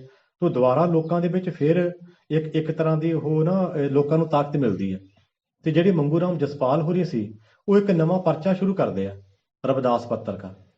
ਜਿੱਦਾਂ ਆਦ ਡੰਕਾ ਲੋਕਾਂ ਦੇ ਵਿੱਚ ਜਾਣ ਡਿਆ ਸੀ, ਏਦਾਂ ਰਵਿਦਾਸ ਪੱਤਰਕਾ ਨੇ ਵੀ ਲੋਕਾਂ ਦੇ ਵਿੱਚ ਜਾਣਾ ਸ਼ੁਰੂ ਕੀਤਾ। ਇੱਕ ਹੋਰ ਗੱਲ, ਅੱਜ ਜਿਹੜਾ ਲੋਕਾਂ ਦੇ ਵਿੱਚ ਜਾਗਰਤੀ ਆਈ ਆ, ਜਦੋਂ ਗੁਰੂ ਰਵਿਦਾਸ ਜੀ ਦਾ ਪ੍ਰਕਾਸ਼ ਉਤਸਵ ਆਉਂਦਾ, ਕਿੱਦਾਂ ਪਿੰਡਾਂ ਦੇ ਵਿੱਚ, ਕਸਬਿਆਂ ਦੇ ਵਿੱਚ ਲੋਕਾਂ ਵਿੱਚ ਉਤਸ਼ਾਹ ਹੁੰਦਾ, ਪੂਰੇ ਵਰਲਡ ਦੇ ਵਿੱਚ ਨਗਰ ਕੀਰਤਨ ਸਾਰੇ ਨਗਰ ਕੀਰਤਨ ਨਿਕਲਦੇ ਆ। ਸਜਾਏ ਜਾਂਦੇ ਆ। ਨਿਕਲਦੇ ਆ। ਸੋ ਜਿਹੜੀਆਂ ਉਹ ਨਾ ਨੌਜਵਾਨ ਸਭਾਵਾਂ ਪਿੰਡਾਂ ਦੇ ਵਿੱਚ ਬਣਦੀਆਂ, ਉਹ ਨੌਜਵਾਨ ਸਭਾਵਾਂ ਬਣਾਉਣ ਦੇ ਵਿੱਚ 1970 ਚ ਜਿਹੜਾ ਇਹ ਸੰਗਠਨ ਦੁਆਰਾ ਸਥਾਪਿਤ ਹੋਇਆ, ਉਹਦਾ ਵੱਡਾ ਯੋਗਦਾਨ ਹੈ ਬਾਬੂ ਮੰਗੂ ਰਾਮ ਜਸਪਾਲ ਹੋਰਾਂ ਦਾ। ਤੇ ਹੁਣ ਆਪਣਾ ਮੇਰਾ ਆਖਰੀ ਸਵਾਲ ਇਹ ਹੈ ਕਿ ਇਹਨਾਂ ਨੇ ਇੰਨਾ ਕੰਮ ਕੀਤਾ ਹੈ ਨਾ, ਇਹਦਾ ਪੂਰੇ ਹਿੰਦੁਸਤਾਨ 'ਚ ਕੀ ਪ੍ਰਭਾਵ ਰਿਹਾ ਹਾਂਜੀ ਤੇ ਅੱਜ ਸਾਡੇ ਲਈ ਇਹਦਾ ਕੀ ਅਰਥ ਹੈ? ਡਾਕਟਰ ਸਾਹਿਬ, ਕਿਉਂਕਿ ਬਾਬੂ ਮੰਗੂ ਰਾਮ ਮੁੱਗੋਵਾਲੀਆ ਹੋਰੀ 22 ਅਪ੍ਰੈਲ 1980 ਈਸਵੀ ਦੇ ਵਿੱਚ ਸਾਨੂੰ ਵਿਛੋੜਾ ਦੇ ਜਾਂਦੇ ਆ, ਸਵਰਗ ਸਿਧਾਰ ਜਾਂਦੇ ਆ। ਤੇ ਜਦੋਂ 1970 ਦੇ ਵਿੱਚ ਉਹ ਦੁਬਾਰਾ ਸੰਗਠਨ ਬਣਦਾ, ਉਹ ਸੰਗਠਨ ਵੀ ਹੌਲੀ ਹੌਲੀ ਢਹਿੰਦੀਆਂ ਕਲਾਂ ਵੱਲ ਨੂੰ ਚਲ ਜਾਂਦਾ। ਕਿਤਾਬ ਵੀ ਸਿਆਣੇ ਹੋ ਗਿਆ ਸੀ। ਤੇ ਦੂਜਾ, ਉਸ ਸੰਗਠਨ ਨੂੰ ਮੈਨੂੰ ਲੱਗਦਾ ਸਭ ਤੋਂ ਵੱਡੀ ਢਾਹ ਇਹ ਵੀ ਲੱਗਦੀ ਆ ਬਈ ਜਿਹੜੇ ਬੱਲਾਂ ਵਾਲੇ ਸੰਤ ਸੀ, ਜਿਨ੍ਹਾਂ ਨੇ ਉਹ ਸੰਮੇਲਨ ਕਰਾਉਣ 'ਚ ਮੁੱਖ ਭੂਮਿਕਾ ਨਿਭਾਈ, 1972 ਦੇ ਲਗਭਗ ਉਹ ਵੀ ਸਵਰਗ ਸਿਧਾਰ ਜਾਂਦੇ ਆ। ਸੋ ਉਹ ਵੀ ਢਾਹ ਲੱਗਦੀ ਆ। ਤੇ 1980 ਦੇ ਵਿੱਚ ਇਹ ਸਵਰਗ ਸਿਧਾਰ ਜਾਂਦੇ ਆ, ਇੱਕ ਤਰ੍ਹਾਂ ਦੇ ਨਾਲ ਠੱਪ ਹੋ ਜਾਂਦਾ। ਪਰ ਇਹ ਜਿਹੜਾ ਇਹਨਾਂ ਨੇ ਉਹ ਸੰਘਰਸ਼ ਸ਼ੁਰੂ ਕੀਤਾ ਸੀ, ਉਹ ਕਦੀ ਵੀ ਕੋਈ ਲਹਿਰ ਖਤਮ ਨਹੀਂ ਹੁੰਦੀ। ਨਵਾਂ ਰੂਪ ਧਾਰਦੀ। ਹਾਂ, ਜਿੱਦਾਂ ਆਪਾਂ ਕਹਿ ਲਈਏ, ਜੇ ਆਪਾਂ ਗਦਰ ਮੂਵਮੈਂਟ, ਗਦਰ ਪਾਰਟੀ 'ਚ ਇਹਨਾਂ ਦਾ ਵੱਡਾ ਰੋਲ ਆ। ਜੇ ਆਪਾਂ ਉਧਰਲੇ ਪਾਸੇ ਝਾਤੀ ਮਾਰ ਲਈਏ, ਕੂਕਾ ਲਹਿਰ ਆਈ, ਗਦਰ ਮੂਵਮੈਂਟ ਆਈ, ਕਿਰਤੀ ਲਹਿਰ, ਹਾਂਜੀ, ਉਹਦੇ ਵਿੱਚੋਂ ਨਿਕਲੀ, ਬੱਬਰ ਅਕਾਲੀ ਲਹਿਰ ਆਈ, ਕਿਰਤੀ ਲਹਿਰ ਆਈ। ਸੋ ਇੱਕ ਲਹਿਰ ਦਾ ਦੂਜੀ ਲਹਿਰ ਦੇ ਨਾਲ ਕਿਤੇ ਨਾ ਕਿਤੇ ਉਹਦੇ ਚੋਂ ਅੱਗੇ ਕਮਿਊਨਿਸਟ ਲਹਿਰ ਜਿਹੜੀ, ਬਿਲਕੁਲ। ਸੋ ਉਸੇ ਤਰ੍ਹਾਂ ਇਹਨਾਂ ਦਾ ਜਿਹੜਾ ਯੋਗਦਾਨ ਆ, ਉਹ ਸਮਾਜ ਦੇ ਵਿੱਚ ਮੇਰਾ ਖਿਆਲ ਆ ਹਾਲੇ ਤੱਕ ਜਿਹੜੀ ਖਾਸ ਕਰਕੇ ਦੁਆਬੇ ਦਾ ਜਿਹੜਾ ਇਲਾਕਾ, ਜਿਹੜੀ ਦੁਆਬੇ ਦੇ ਇਲਾਕੇ ਦੇ ਵਿੱਚ ਜਾਗਰਤੀ ਆ, ਉਹ ਬਾਬੂ ਮੰਗੂ ਰਾਮ ਮੁੱਗੋਵਾਲੀਆ ਹੋਰਾਂ ਕਰਕੇ ਆ। ਇੱਕ ਮੈਂ ਗੱਲ ਇੱਥੇ ਹੋਰ ਜੋੜਦਾ, ਕਿਉਂਕਿ ਪੂਰੇ ਭਾਰਤ ਦੇ ਵਿੱਚ ਜਿੱਥੇ ਜਿਹੜਾ ਪੰਜਾਬ ਦੇ ਵਿੱਚ ਬਾਬੂ ਮੰਗੂ ਰਾਮ ਮੁੱਗੋਵਾਲੀਆ ਹੋਰਾਂ ਨੇ ਮੂਲ ਧਰਮ ਦੀਆਂ ਜੜ੍ਹਾਂ ਲਾਉਣ ਦੀ ਕੋਸ਼ਿਸ਼ ਕੀਤੀ, ਇੱਕ ਪਹਿਚਾਣ ਬਣਾਉਣ ਦੀ ਕੋਸ਼ਿਸ਼ ਕੀਤੀ। ਤੇ ਜੇ ਆਪਾਂ ਪੂਰੇ ਭਾਰਤ ਲੈਵਲ ਤੇ ਦੇਖੀਏ ਤੇ ਡਾਕਟਰ ਅੰਬੇਡਕਰ ਹੋਰਾਂ ਨੇ, ਤੇ ਉਹਨਾਂ ਤੋਂ ਬਾਅਦ ਜਿਹੜਾ ਰਾਜਨੀਤਿਕ ਚੇਤਨਤਾ ਲੋਕਾਂ ਦੇ ਵਿੱਚ ਜੇ ਕਿਸੇ ਨੇ ਪੈਦਾ ਕੀਤੀ ਤਾਂ ਉਹ ਸਾਹਿਬ ਕਾਂਚੀ ਰਾਮ ਸੀ। ਸੋ ਸਾਹਿਬ ਕਾਂਚੀ ਰਾਮ ਹੋਰੀ ਵੀ ਜਦੋਂ ਆਪਣੀ ਲਹਿਰ ਸ਼ੁਰੂ ਕਰਦੇ ਆ, ਉਹ ਬਾਬੂ ਮੰਗੂ ਰਾਮ ਮੁੱਗੋਵਾਲੀਆ ਵਾਲਾ ਫਾਰਮੂਲਾ ਅਡਾਪਟ ਕਰਦੇ ਆ। ਉਹ ਦੇਖਦੇ ਆ ਵੀ ਇਹਨਾਂ ਦਾ ਕਿੱਥੇ ਕਿੱਥੇ ਸੰਗਠਨ ਤਾਕਤਵਰ ਸੀ। ਉੱਥੇ ਜਦੋਂ ਇਹਨਾਂ ਦੇ 2001 ਦੇ ਵਿੱਚ ਸਿਲਵਰ ਜੁਬਲੀ ਮਨਾਉਂਦੇ ਆ ਰੋਸ਼ਨ ਗਰਾਊਂਡ ਦੇ ਵਿੱਚ, ਸਾਹਿਬ ਕਾਂਚੀ ਰਾਮ ਹੋਰੀ, ਉਹਨਾਂ ਨੇ ਜਿੱਥੇ ਧਰਮ ਦਾ ਸੰਗਠਨ ਮਜ਼ਬੂਤ ਸੀ, ਉੱਥੇ ਜਾ ਕੇ 25 ਦੇ ਕਰੀਬ ਕਾਨਫਰੰਸਾਂ ਕੀਤੀਆਂ ਸੀ। ਉਹ ਕਾਨਫਰੰਸਾਂ ਕਰਕੇ ਫਿਰ ਰੋਸ਼ਨ ਗਰਾਊਂਡ ਦੇ ਵਿੱਚ ਵੱਡਾ ਇਕੱਠ ਕੀਤਾ ਸੀ। ਮਤਲਬ ਮੈਨੂੰ ਲੱਗਦਾ ਵੀ ਉਹ ਜਿਹੜੇ ਰਾਜਨੀਤਿਕ ਤੌਰ ਤੇ ਵੀ ਲੋਕ ਉੱਠੇ ਆ ਪੰਜਾਬ ਦੇ ਵਿੱਚੋਂ, ਉਹ ਕਿਤੇ ਨਾ ਕਿਤੇ ਜਿਹੜੀ ਤਾਕਤ ਆ, ਉਹ ਬਾਬੂ ਮੰਗੂ ਰਾਮ ਮੁੱਗੋਵਾਲੀਆ ਤੋਂ ਲੈ ਕੇ ਫਿਰ ਅੱਗੇ ਵਧੇ ਆ। ਜਸਵੰਤ ਰਾਏ, ਮੈਂ ਇੱਕ ਜਿਹੜੀ ਗੱਲ ਜ਼ਰੂਰੀ ਕਰਦੀ ਹਾਂ, ਹਾਂਜੀ, ਉਹ ਇਹ ਹੈ ਕਿ ਮੰਗੂ ਰਾਮ ਹੋਰਾਂ ਨੇ ਸਕੂਲ ਜਿਹੜਾ ਖੋਲਿਆ, ਹਾਂਜੀ, ਹਨਾ, ਹਾਂਜੀ, ਉਸ ਸਕੂਲ ਦਾ ਕੀ ਪ੍ਰਭਾਵ ਰਿਹਾ ਤੇ ਕੀ ਅੱਜ ਤੱਕ ਉਸ ਦਾ ਪ੍ਰਭਾਵ ਅੱਗੇ ਤੁਰਿਆ ਜਾਂ ਕਿਵੇਂ ਤੁਰਿਆ, ਉਹਦੇ ਬਾਰੇ ਥੋੜੀ ਜਿਹੀ ਚਰਚਾ ਕਰੀਏ। ਡਾਕਟਰ ਸਾਹਿਬ, ਬਾਬਿਆਂ ਨੇ ਜਿਹੜਾ ਆਪਣੇ ਮਨ ਦੇ ਵਿੱਚ ਕਨਸੈਪਟ ਲਿਆ ਸੀ ਸਾਂਝੀਵਾਲਤਾ ਵਾਲਾ, ਪਲੱਸ ਉਹਨਾਂ ਦੇ ਮਨ 'ਚ ਇਹ ਵੀ ਗੱਲ ਕਿਤੇ ਨਾ ਕਿਤੇ ਚੱਲਦੀ ਹੋਣੀ ਆ ਵੀ ਮੈਂ ਗਦਰ ਪਾਰਟੀ 'ਚ ਕੰਮ ਕਰਕੇ ਆਇਆ, ਮੈਨੂੰ ਸਕੂਲ ਵਿੱਚ ਜਾਣ ਸਮੇਂ ਕਿੱਦਾਂ ਦੀਆਂ ਦਿੱਕਤਾਂ ਆਈਆਂ, ਵੀ ਜਿਹੜੇ ਹੁਣ ਮੇਰੇ ਸਮਾਜ ਦੇ ਬੱਚੇ ਆ, ਹੁਣ ਵੀ ਉਦਾਂ ਦੀਆਂ ਦਿੱਕਤਾਂ ਆ ਰਹੀਆਂ ਉਹਨਾਂ ਨੂੰ। ਸੋ ਉਹਨਾਂ ਨੇ ਸਭ ਤੋਂ ਪਹਿਲਾਂ ਜਿਹੜਾ ਉਹ ਸਿੱਖਿਆ ਦਾ ਪਸਾਰ ਕਰਨ ਲਈ ਉਹ ਮੋੜੀ ਆਪਣੇ ਪਿੰਡ ਦੇ ਵਿੱਚ ਗੱਡੀ, ਇੱਥੇ ਉਹਨਾਂ ਨੇ ਸਕੂਲ ਖੋਲਿਆ, ਜਿਹੜਾ ਪ੍ਰਾਇਮਰੀ ਸਕੂਲ। ਤੇ ਤੁਸੀਂ ਹੈਰਾਨ ਹੋਵੋਗੇ ਵੀ ਸਾਡੇ ਨਾ ਹੁਸ਼ਿਆਰਪੁਰ ਦੇ ਲਾਗੇ ਟਾਂਡੇ ਦੇ ਮੂਨਕਾ ਪਿੰਡ ਆ, ਮੂਨਕਾ ਪਿੰਡ ਨੂੰ ਕਹਿੰਦੇ ਆ ਮਾਸਟਰਾਂ ਦਾ ਪਿੰਡ। ਉੱਥੇ ਦਾ ਮੇਰਾ ਇੱਕ ਦੋਸਤ ਆ ਟੀਚਰ ਨਰਿੰਦਰ ਸਿੰਘ, ਉਹਦੇ ਕੋਲੋਂ ਮੈਂ ਫੋਨ ਨੰਬਰ ਲਿਆ ਵਿਜੇ ਦਾ। ਵਿਜੇ ਦੇ ਡੈਡੀ ਮੈਥ ਦੇ ਬਹੁਤ ਐਕਸਪਰਟ ਸੀ, ਮੇਰੇ ਦਿਮਾਗ ਚੋਂ ਨਾਂ ਹੁਣ ਸਕਿਪ ਕਰ ਗਿਆ ਉਹਨਾਂ ਦਾ। ਤੇ ਉਹ ਇਸ ਬਾਬੂ ਮੰਗੂ ਰਾਮ ਮੁੱਗੋਵਾਲੇ ਦੇ ਸਕੂਲ ਦੇ ਵਿੱਚ ਮੈਥ ਟੀਚਰ ਲੱਗੇ ਹੋ ਸੀ, ਮਤਲਬ ਉਹ ਫ੍ਰੀ ਪੜ੍ਹਾਉਂਦੇ ਹੁੰਦੇ ਸੀ। ਸੋ ਉਹਨਾਂ ਦਾ ਕਿਉਂਕਿ ਹੁਣ ਵੀ ਮੇਰਾ ਰਾਬਤਾ ਮੰਗੂ ਰਾਮ ਹੋਰਾਂ ਦੇ ਪਰਿਵਾਰ ਦੇ ਨਾਲ, ਉਹਨਾਂ ਦੇ ਪੋਤੇ ਮਨਜੀਤ ਹੋਰੀ ਆ, ਰਜਿੰਦਰ ਹੋਰੀ ਆ, ਉਹਨਾਂ ਦੇ ਨਾਲ ਫੋਨ ਤੇ ਗੱਲਾਂ ਬਾਤਾਂ ਹੁੰਦੀਆਂ ਰਹਿੰਦੀਆਂ। ਸੋ ਉਸ ਸਕੂਲ ਦੀ ਇੱਕ ਯਾਦ ਇਹਨਾਂ ਨੇ ਹਾਲੇ ਵੀ ਸੰਭਾਲ ਕੇ ਰੱਖੀ ਆ, ਉਹ ਬਲੈਕ ਬੋਰਡ, ਜਿਸ ਬਲੈਕ ਬੋਰਡ ਦੇ ਉੱਪਰ ਬਾਬੂ ਮੰਗੂ ਰਾਮ ਮੁੱਗੋਵਾਲੀਆ, ਉਹ ਮੂਨਕਾ ਪਿੰਡ ਦਾ ਅਧਿਆਪਕ, ਸਮਾਜ ਦੇ ਬੱਚਿਆਂ ਲਈ ਅੱਖਰ ਉਕਰਦੇ ਸੀ, ਉਹ ਹਾਲੇ ਤੱਕ ਵੀ ਉਹ ਬਲੈਕ ਬੋਰਡ ਇੱਥੇ ਹੈਗਾ। ਹਾਂ, ਇਹ ਫੋਟੋ ਜਿਹੜੀ ਹੈ ਉਹ ਵੀ ਦੇਖਣ ਵਾਲੀ ਚੀਜ਼ ਆ ਦੇਖਣ ਯਾਦ। ਵਾਲੀ ਆ ਕਿਤੇ ਤੇ ਨਾ ਕਿਤੇ। ਇਸ ਪਿੰਡ ਦੇ ਵਿੱਚ ਹੁਣ ਵੀ ਮਿਡਲ ਸਕੂਲ ਚੱਲ ਰਿਹਾ, ਸਰਕਾਰੀ ਸਕੂਲ ਹੈਗਾ ਹੁਣ ਵੀ। ਉਹ ਕਹਿ ਲਓ ਸਰਕਾਰੀ ਸਕੂਲ ਦੀ ਜੜ ਉਹਦਾ ਹਿੱਸਾ, ਉਹਦਾ ਹੀ ਵਿਸਤਾਰ ਹੈ, ਉਹਦਾ ਵਿਸਤਾਰ ਆ। ਹਾਂ, ਇੱਕ ਜਿਹੜੀ ਇਹ ਚਰਚਾ ਅੱਜ ਅਸੀਂ ਕਰਦੇ ਹਾਂ, ਮਿਡਲ ਕਲਾਸ ਵੀ ਪੈਦਾ ਹੋ ਗਈ, ਹਾਂਜੀ, ਹਨਾ, ਮੰਗੂ ਰਾਮ ਹੋਰਾਂ ਨੂੰ ਵੀ ਮੰਨਦੇ ਆ, ਸਾਰਾ ਕੁਝ ਹੈ। ਲੇਕਿਨ ਕਈ ਵਾਰ ਨਾ ਜਿਹੜੀ ਉਹਨਾਂ ਨੇ ਸਾਦਾ ਜੀਵਨ ਰਹਿਣ ਦੀ ਇਹ ਗੱਲ ਕੀਤੀ ਸੀ, ਹਾਂਜੀ, ਉਹ ਤੋਂ ਕਿਤੇ ਅਸੀਂ ਦੂਰ ਹੁੰਦੇ ਜਾਂਦੇ। ਉਹਨਾਂ ਦੇ ਸਾਦਗੀ ਦਾ ਜਿਹੜਾ ਇੱਕ ਕਨਸੈਪਟ ਸੀ, ਉਹ ਕੀ ਸੀ, ਉਹ ਦੱਸਿਓ ਜਰਾ। 1925 ਸਿਧਾਂਤਾਂ ਦੇ ਵਿੱਚ ਬਾਬਿਆਂ ਨੇ ਗੱਲ ਲਿਖੀ ਹੈ। ਹਾਂ, ਉਹਨਾਂ ਨੂੰ ਪਤਾ ਸੀ ਵੀ ਜਿਹੜੀ ਅਸੀਂ ਉਹ ਇੱਕ ਤਾਂ ਆਰਥਿਕਤਾ ਪਹਿਲਾਂ ਹੀ ਸਾਡੀ ਬੌਣੀ ਸੀ, ਪਤਾ ਸੀ ਉਹਨਾਂ ਨੂੰ। ਇਸੇ ਕਰਕੇ ਉਹਨਾਂ ਨੇ ਇਹ ਕਨਸੈਪਟ ਲਿਆ ਵੀ ਤੁਸੀਂ ਕਰੈਕਟਰ ਤੌਰ ਤੇ, ਐਜੂਕੇਸ਼ਨ ਤੌਰ ਤੇ, ਸਰੀਰਕ ਤੌਰ ਤੇ ਆਪਣੇ ਆਪ ਨੂੰ ਤਾਕਤਵਰ ਬਣਾਉਣਾ, ਤੇ ਉਹਦੇ ਲਈ ਤੁਹਾਡੇ ਲਈ ਸਾਦਾ ਭੋਜਨ ਬਹੁਤ ਵਧੀਆ ਰਹੂਗਾ। ਜਿਹੜੇ ਤੁਸੀਂ ਝੂਠੇ ਅਡੰਬਰਾਂ ਦੇ ਵਿੱਚ ਫਸੇ ਹੋ, ਜਿਹੜੇ ਰੀਤੀ ਰਿਵਾਜ ਜਿਨ੍ਹਾਂ ਦਾ ਕੋਈ ਮਹਿਨਾ ਹੀ ਨਹੀਂ, ਕੋਈ ਤੁਕ ਨਹੀਂ, ਬੁੱਤ ਪੂਜਾ ਦਾ ਖੰਡਨ ਕਰਨੇ ਵਾਲੇ ਬਾਬੂ ਮੰਗੂ ਰਾਮ ਹੋਰੀ 25 ਸਿਧਾਂਤਾਂ 'ਚੋਂ ਗੱਲ ਲਿਖੀ ਹੋ। ਸਾਦਾ ਜੀਵਨ, ਆਪਣੇ ਬੱਚਿਆਂ ਨੂੰ ਵੱਧ ਤੋਂ ਵੱਧ ਐਜੂਕੇਸ਼ਨ ਦੇਣੀ। ਇੱਕ ਹੋਰ ਮੇਰੇ ਕੋਲ ਕਹਿ ਲਓ ਗਵਾਹ ਬੰਦੇ ਬੈਠੇ ਆ, ਇਹ ਗੱਲ ਡਾਕਟਰ ਸਾਹਿਬ 1947 ਤੋਂ ਪਹਿਲਾਂ ਦੀ ਆ, ਮੇਰਾ ਖਿਆਲ ਕਰਨੀ ਬਣਦੀ ਆ। ਜਿਹੜੀ ਆਪਾਂ ਐਜੂਕੇਸ਼ਨ ਦੀ ਸਕੂਲ ਦੀ ਗੱਲ ਕਰਦੇ ਹਾਂ, ਫੋਰਨ ਅਮਰੀਕਾ ਕੈਨੇਡਾ ਦੀ ਧਰਤੀ ਉੱਪਰ ਬੈਠੇ ਗੁਰਦੀਪ ਸਿੰਘ ਗਣਕੀ ਹੋਰੀ, ਉਹ ਕਹਿੰਦੇ ਮੈਂ ਇਹਨਾਂ ਨੂੰ ਮਿਲਿਆ। ਉਹਨਾਂ ਦਾ ਪਿੰਡ ਪਾਕਿਸਤਾਨ ਦੇ ਵਿੱਚ ਸ਼ਹੀਦੇ ਆਜਮ ਭਗਤ ਸਿੰਘ ਦੇ ਪਿੰਡ ਤੋਂ 3-4 ਕਿਲੋਮੀਟਰ ਦੀ ਵਿੱਥ ਤੇ ਪਿੰਡ ਸੀ। 1940 ਦੀ ਗੱਲ ਆ। ਕਹਿੰਦੇ ਬਾਬੂ ਮੰਗੂ ਰਾਮ ਮੁੱਗੋਵਾਲੀਆ ਹੋਰਾਂ ਨੇ ਸਿਰ ਤੇ ਗੋਲ ਟੋਪੀ ਪਹਿਨੀ ਹੋ ਤੇ ਹੱਥ ਵਿੱਚ 6 ਫੁੱਟ ਦੀ ਡਾਂਗ ਉਹ ਫੜ ਕੇ ਪਾਕਿਸਤਾਨ ਨੂੰ ਭਗਤ ਸਿੰਘ ਦੇ ਗਵਾਂਢੀ ਪਿੰਡਾਂ ਵਿੱਚ ਖੋਕਾ ਦੇ ਰਹੇ ਆ। ਅਸੀਂ ਕਹਿੰਦੇ ਨੰਗ ਚੜੰਗੇ 8-10 ਬੱਚੇ ਮਲੰਗਾਂ ਬਾਗ ਇਹਨਾਂ ਦੇ ਮਗਰ ਮਗਰ ਦੌੜਿਓ, ਸਾਨੂੰ ਨਹੀਂ ਪਤਾ ਵੀ ਕਾਹਦੇ ਲਈ। ਇਹ ਇਕੱਲੇ ਇਕੱਲੇ ਦਰਵਾਜ਼ਾ ਜਾ ਕੇ ਖੜਕਾਉਂਦੇ ਆ ਲੋਕਾਂ ਦਾ, ਆਪਣੇ ਸਮਾਜ ਦਾ। ਉਹਨਾਂ ਨੂੰ ਪੁੱਛਦੇ ਹੋ ਕਿੰਨੇ ਬੱਚੇ ਆ ਤੁਹਾਡੇ, ਆਖੇ ਇੰਨੇ ਬੱਚੇ ਆ, ਇਹਨਾਂ ਨੂੰ ਸਕੂਲ ਭੇਜਦੇ ਆ, ਇਹਨਾਂ ਨੂੰ ਸਕੂਲ ਭੇਜਿਆ ਕਰੋ। ਮਤਲਬ ਲੋਕਾਂ ਨੂੰ ਘਰਾਂ ਦੇ ਵਿੱਚ ਜਾ ਕੇ ਜਾਗਰਤ ਕਰਨੇ ਵਾਲੇ ਇਹ ਬੰਦੇ ਆ, ਐਜੂਕੇਸ਼ਨ ਦੀ ਤੇ ਜੇ ਅਸੀਂ ਉਹਨਾਂ ਨੂੰ ਹੁਣ ਵੀ ਨਾ ਅਪਣਾਈਏ, ਹਾਂਜੀ, ਤੇ ਮੇਰਾ ਖਿਆਲ ਹੈ ਉਹਨਾਂ ਦੀ ਸਾਦਗੀ ਫਿਰ ਪਛਾਣ ਜਾਵਾਂਗੇ ਡਾਕਟਰ ਸਾਹਿਬ। ਹਾਂ, ਮੇਰਾ ਖਿਆਲ ਹੈ ਇਹਨਾਂ ਦੇ ਜਿਹੜੇ 25 ਅਸੂਲ ਹੈ ਨਾ, ਉਹ ਤਾਂ ਵੰਡ ਕੇ, ਲਿਖ ਕੇ, ਛਾਪ ਕੇ ਘਰ ਘਰ ਪਹੁੰਚਾਉਣੇ ਵਾਲੀ ਗੱਲ ਆ। ਆਪਣੇ ਜਸਵੰਤ ਰਾਏ, ਮੈਨੂੰ ਇਸ ਗੱਲ ਦਾ ਪਤਾ ਹੈ ਕਿ ਤੁਸੀਂ ਕਿਉਂਕਿ 3 ਸਾਲ ਲਗਾਤਾਰ ਇਸ ਕਿਤਾਬ ਤੇ ਕੰਮ ਕੀਤਾ, ਹੁਣ ਵੀ ਕਰ ਰਹੇ ਹੋ, ਤੇ ਬਹੁਤ ਸਾਰੀਆਂ ਤੁਹਾਡੇ ਨਾਲ ਘੰਟਿਆਂ ਬੱਧੀ ਗੱਲਾਂ ਕੀਤੀਆਂ ਜਾ ਸਕਦੀਆਂ, ਪਰ ਜਿੰਨੀਆਂ ਤੁਸੀਂ ਅੱਜ ਕੀਤੀਆਂ ਨੇ, ਇਹ ਮੇਰਾ ਖਿਆਲ ਹੈ ਇਹ ਵੀ ਸਰੋਤਿਆਂ ਲਈ ਬਹੁਤ ਸਾਰੀਆਂ ਨਵੀਆਂ ਨੇ, ਤੇ ਇਹ ਪ੍ਰਭਾਵ ਵੀ ਦੇਣਗੀਆਂ ਤੇ ਉਹਨਾਂ ਨੂੰ ਅੱਗੇ ਵਧਣ ਲਈ ਇੰਸਪੀਰੇਸ਼ਨ ਵੀ ਦੇਣਗੀਆਂ, ਪ੍ਰੇਰਨਾ ਮਿਲੇਗੀ। ਇਸ ਆਸ ਨਾਲ ਮੈਂ ਤੁਹਾਡਾ ਬਹੁਤ ਧੰਨਵਾਦ। ਡਾਕਟਰ ਸਾਹਿਬ ਧੰਨਵਾਦ ਤੋਂ ਪਹਿਲਾਂ ਮੈਂ ਇੱਕ ਗੱਲ ਵਿੱਚ ਹੋਰ ਛੋਟੀ ਜਿਹੀ ਜੋੜ ਦਿਆਂ, ਕਿਉਂਕਿ ਤੁਸੀਂ ਹੁਣੇ ਕਹਿ ਕੇ ਹਟੇ ਆ ਵੀ ਜਿਹੜੇ ਹੈਗੇ ਆ ਵੀ ਇਸ ਪੂਰੀ ਲਹਿਰ ਦੇ ਉੱਪਰ ਅਸੀਂ ਕੰਮ ਕੀਤਾ, ਤੁਸੀਂ ਵੀ ਨਾਲ ਬਹੁਤਿਆਂ ਥਾਵਾਂ ਤੇ ਮੇਰੇ ਵਿਚਰਦੇ ਰਹੇ ਆ। ਅੱਛਾ, ਮੈਂ ਹੈਰਾਨ ਸੀ ਵੀ ਇਤਿਹਾਸ ਕਿਹਨਾਂ ਲੋਕਾਂ ਦੇ ਦੁਆਰਾ ਲਿਖਿਆ ਗਿਆ।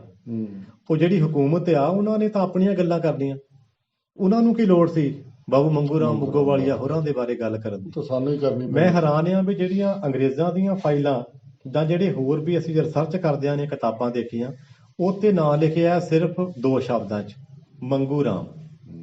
ਜਿਸ ਲਈ ਆਪਾਂ ਅੰਗਰੇਜ਼ਾਂ ਦੀਆਂ ਡਾਇਰੈਕਟਰੀਆਂ ਫੋਲਦੇ ਹਾਂ, CID, ਅੰਗਰੇਜ਼ਾਂ ਦੀਆਂ CID ਫਾਈਲਾਂ ਦੇ ਵਿੱਚ ਉਹਨਾਂ ਨੇ ਲਿਖਿਆ ਵੀ ਸਭ ਤੋਂ ਖਤਰਨਾਕ ਬੰਦਾ ਸੀ ਅੰਗਰੇਜ਼ਾਂ ਦੀਆਂ ਨਜ਼ਰਾਂ ਦੇ ਵਿੱਚ। ਬਾਬੂ ਮੰਗੂ ਰਾਮ ਮੁੱਗੋਵਾਲੀਆ ਖਤਰਨਾਕ ਅਪਰਾਧੀ ਸੀ। ਉਹਨਾਂ ਨੇ ਮੰਗੂ ਰਾਮ ਚਮਾਰ ਲਿਖਿਆ ਸ਼ਬਦ, ਉਹਨਾਂ ਨੇ 2-4 ਸ਼ਬਦ ਹੋਰ ਵਧਾਏ। ਸੋ ਮੇਰੇ ਕਹਿਣ ਦਾ ਭਾਵ ਆ ਵੀ ਇਹ ਕੰਮ ਮੈਂ ਇਹ ਨਹੀਂ ਕਹਿ ਰਿਹਾ ਵੀ ਮੈਂ ਕੋਈ ਬਹੁਤ ਮੱਲ ਮਾਰ ਲਈ, ਇਹ ਸਾਨੂੰ ਕਰਨਾ ਹੀ ਪੈਣਾ ਸੀ। ਕਿਉਂਕਿ ਜਦੋਂ ਇਤਿਹਾਸ ਵਿੱਚ ਆਪਾਂ ਇਹ ਦੇਖਦੇ ਹਾਂ ਵੀ ਜ਼ੀਰੋ ਨੂੰ ਹੀਰੋ ਬਣਾ ਕੇ ਪੇਸ਼ ਕਰ ਦਿੱਤਾ ਜਾਂਦਾ, ਕਿ ਜਿਸ ਬੰਦੇ ਦਾ ਐਡਾ ਵੱਡਾ ਕੰਮ ਹੋਵੇ ਹੀਰੋ ਵਰਗਾ, ਉਹਨੂੰ ਅਸੀਂ ਕਿਉਂ ਨਾ ਮਹਾਨਾਇਕ ਦੇ ਤੌਰ ਤੇ ਲੋਕਾਂ ਦੇ ਸਾਹਮਣੇ ਲਿਆਈਏ।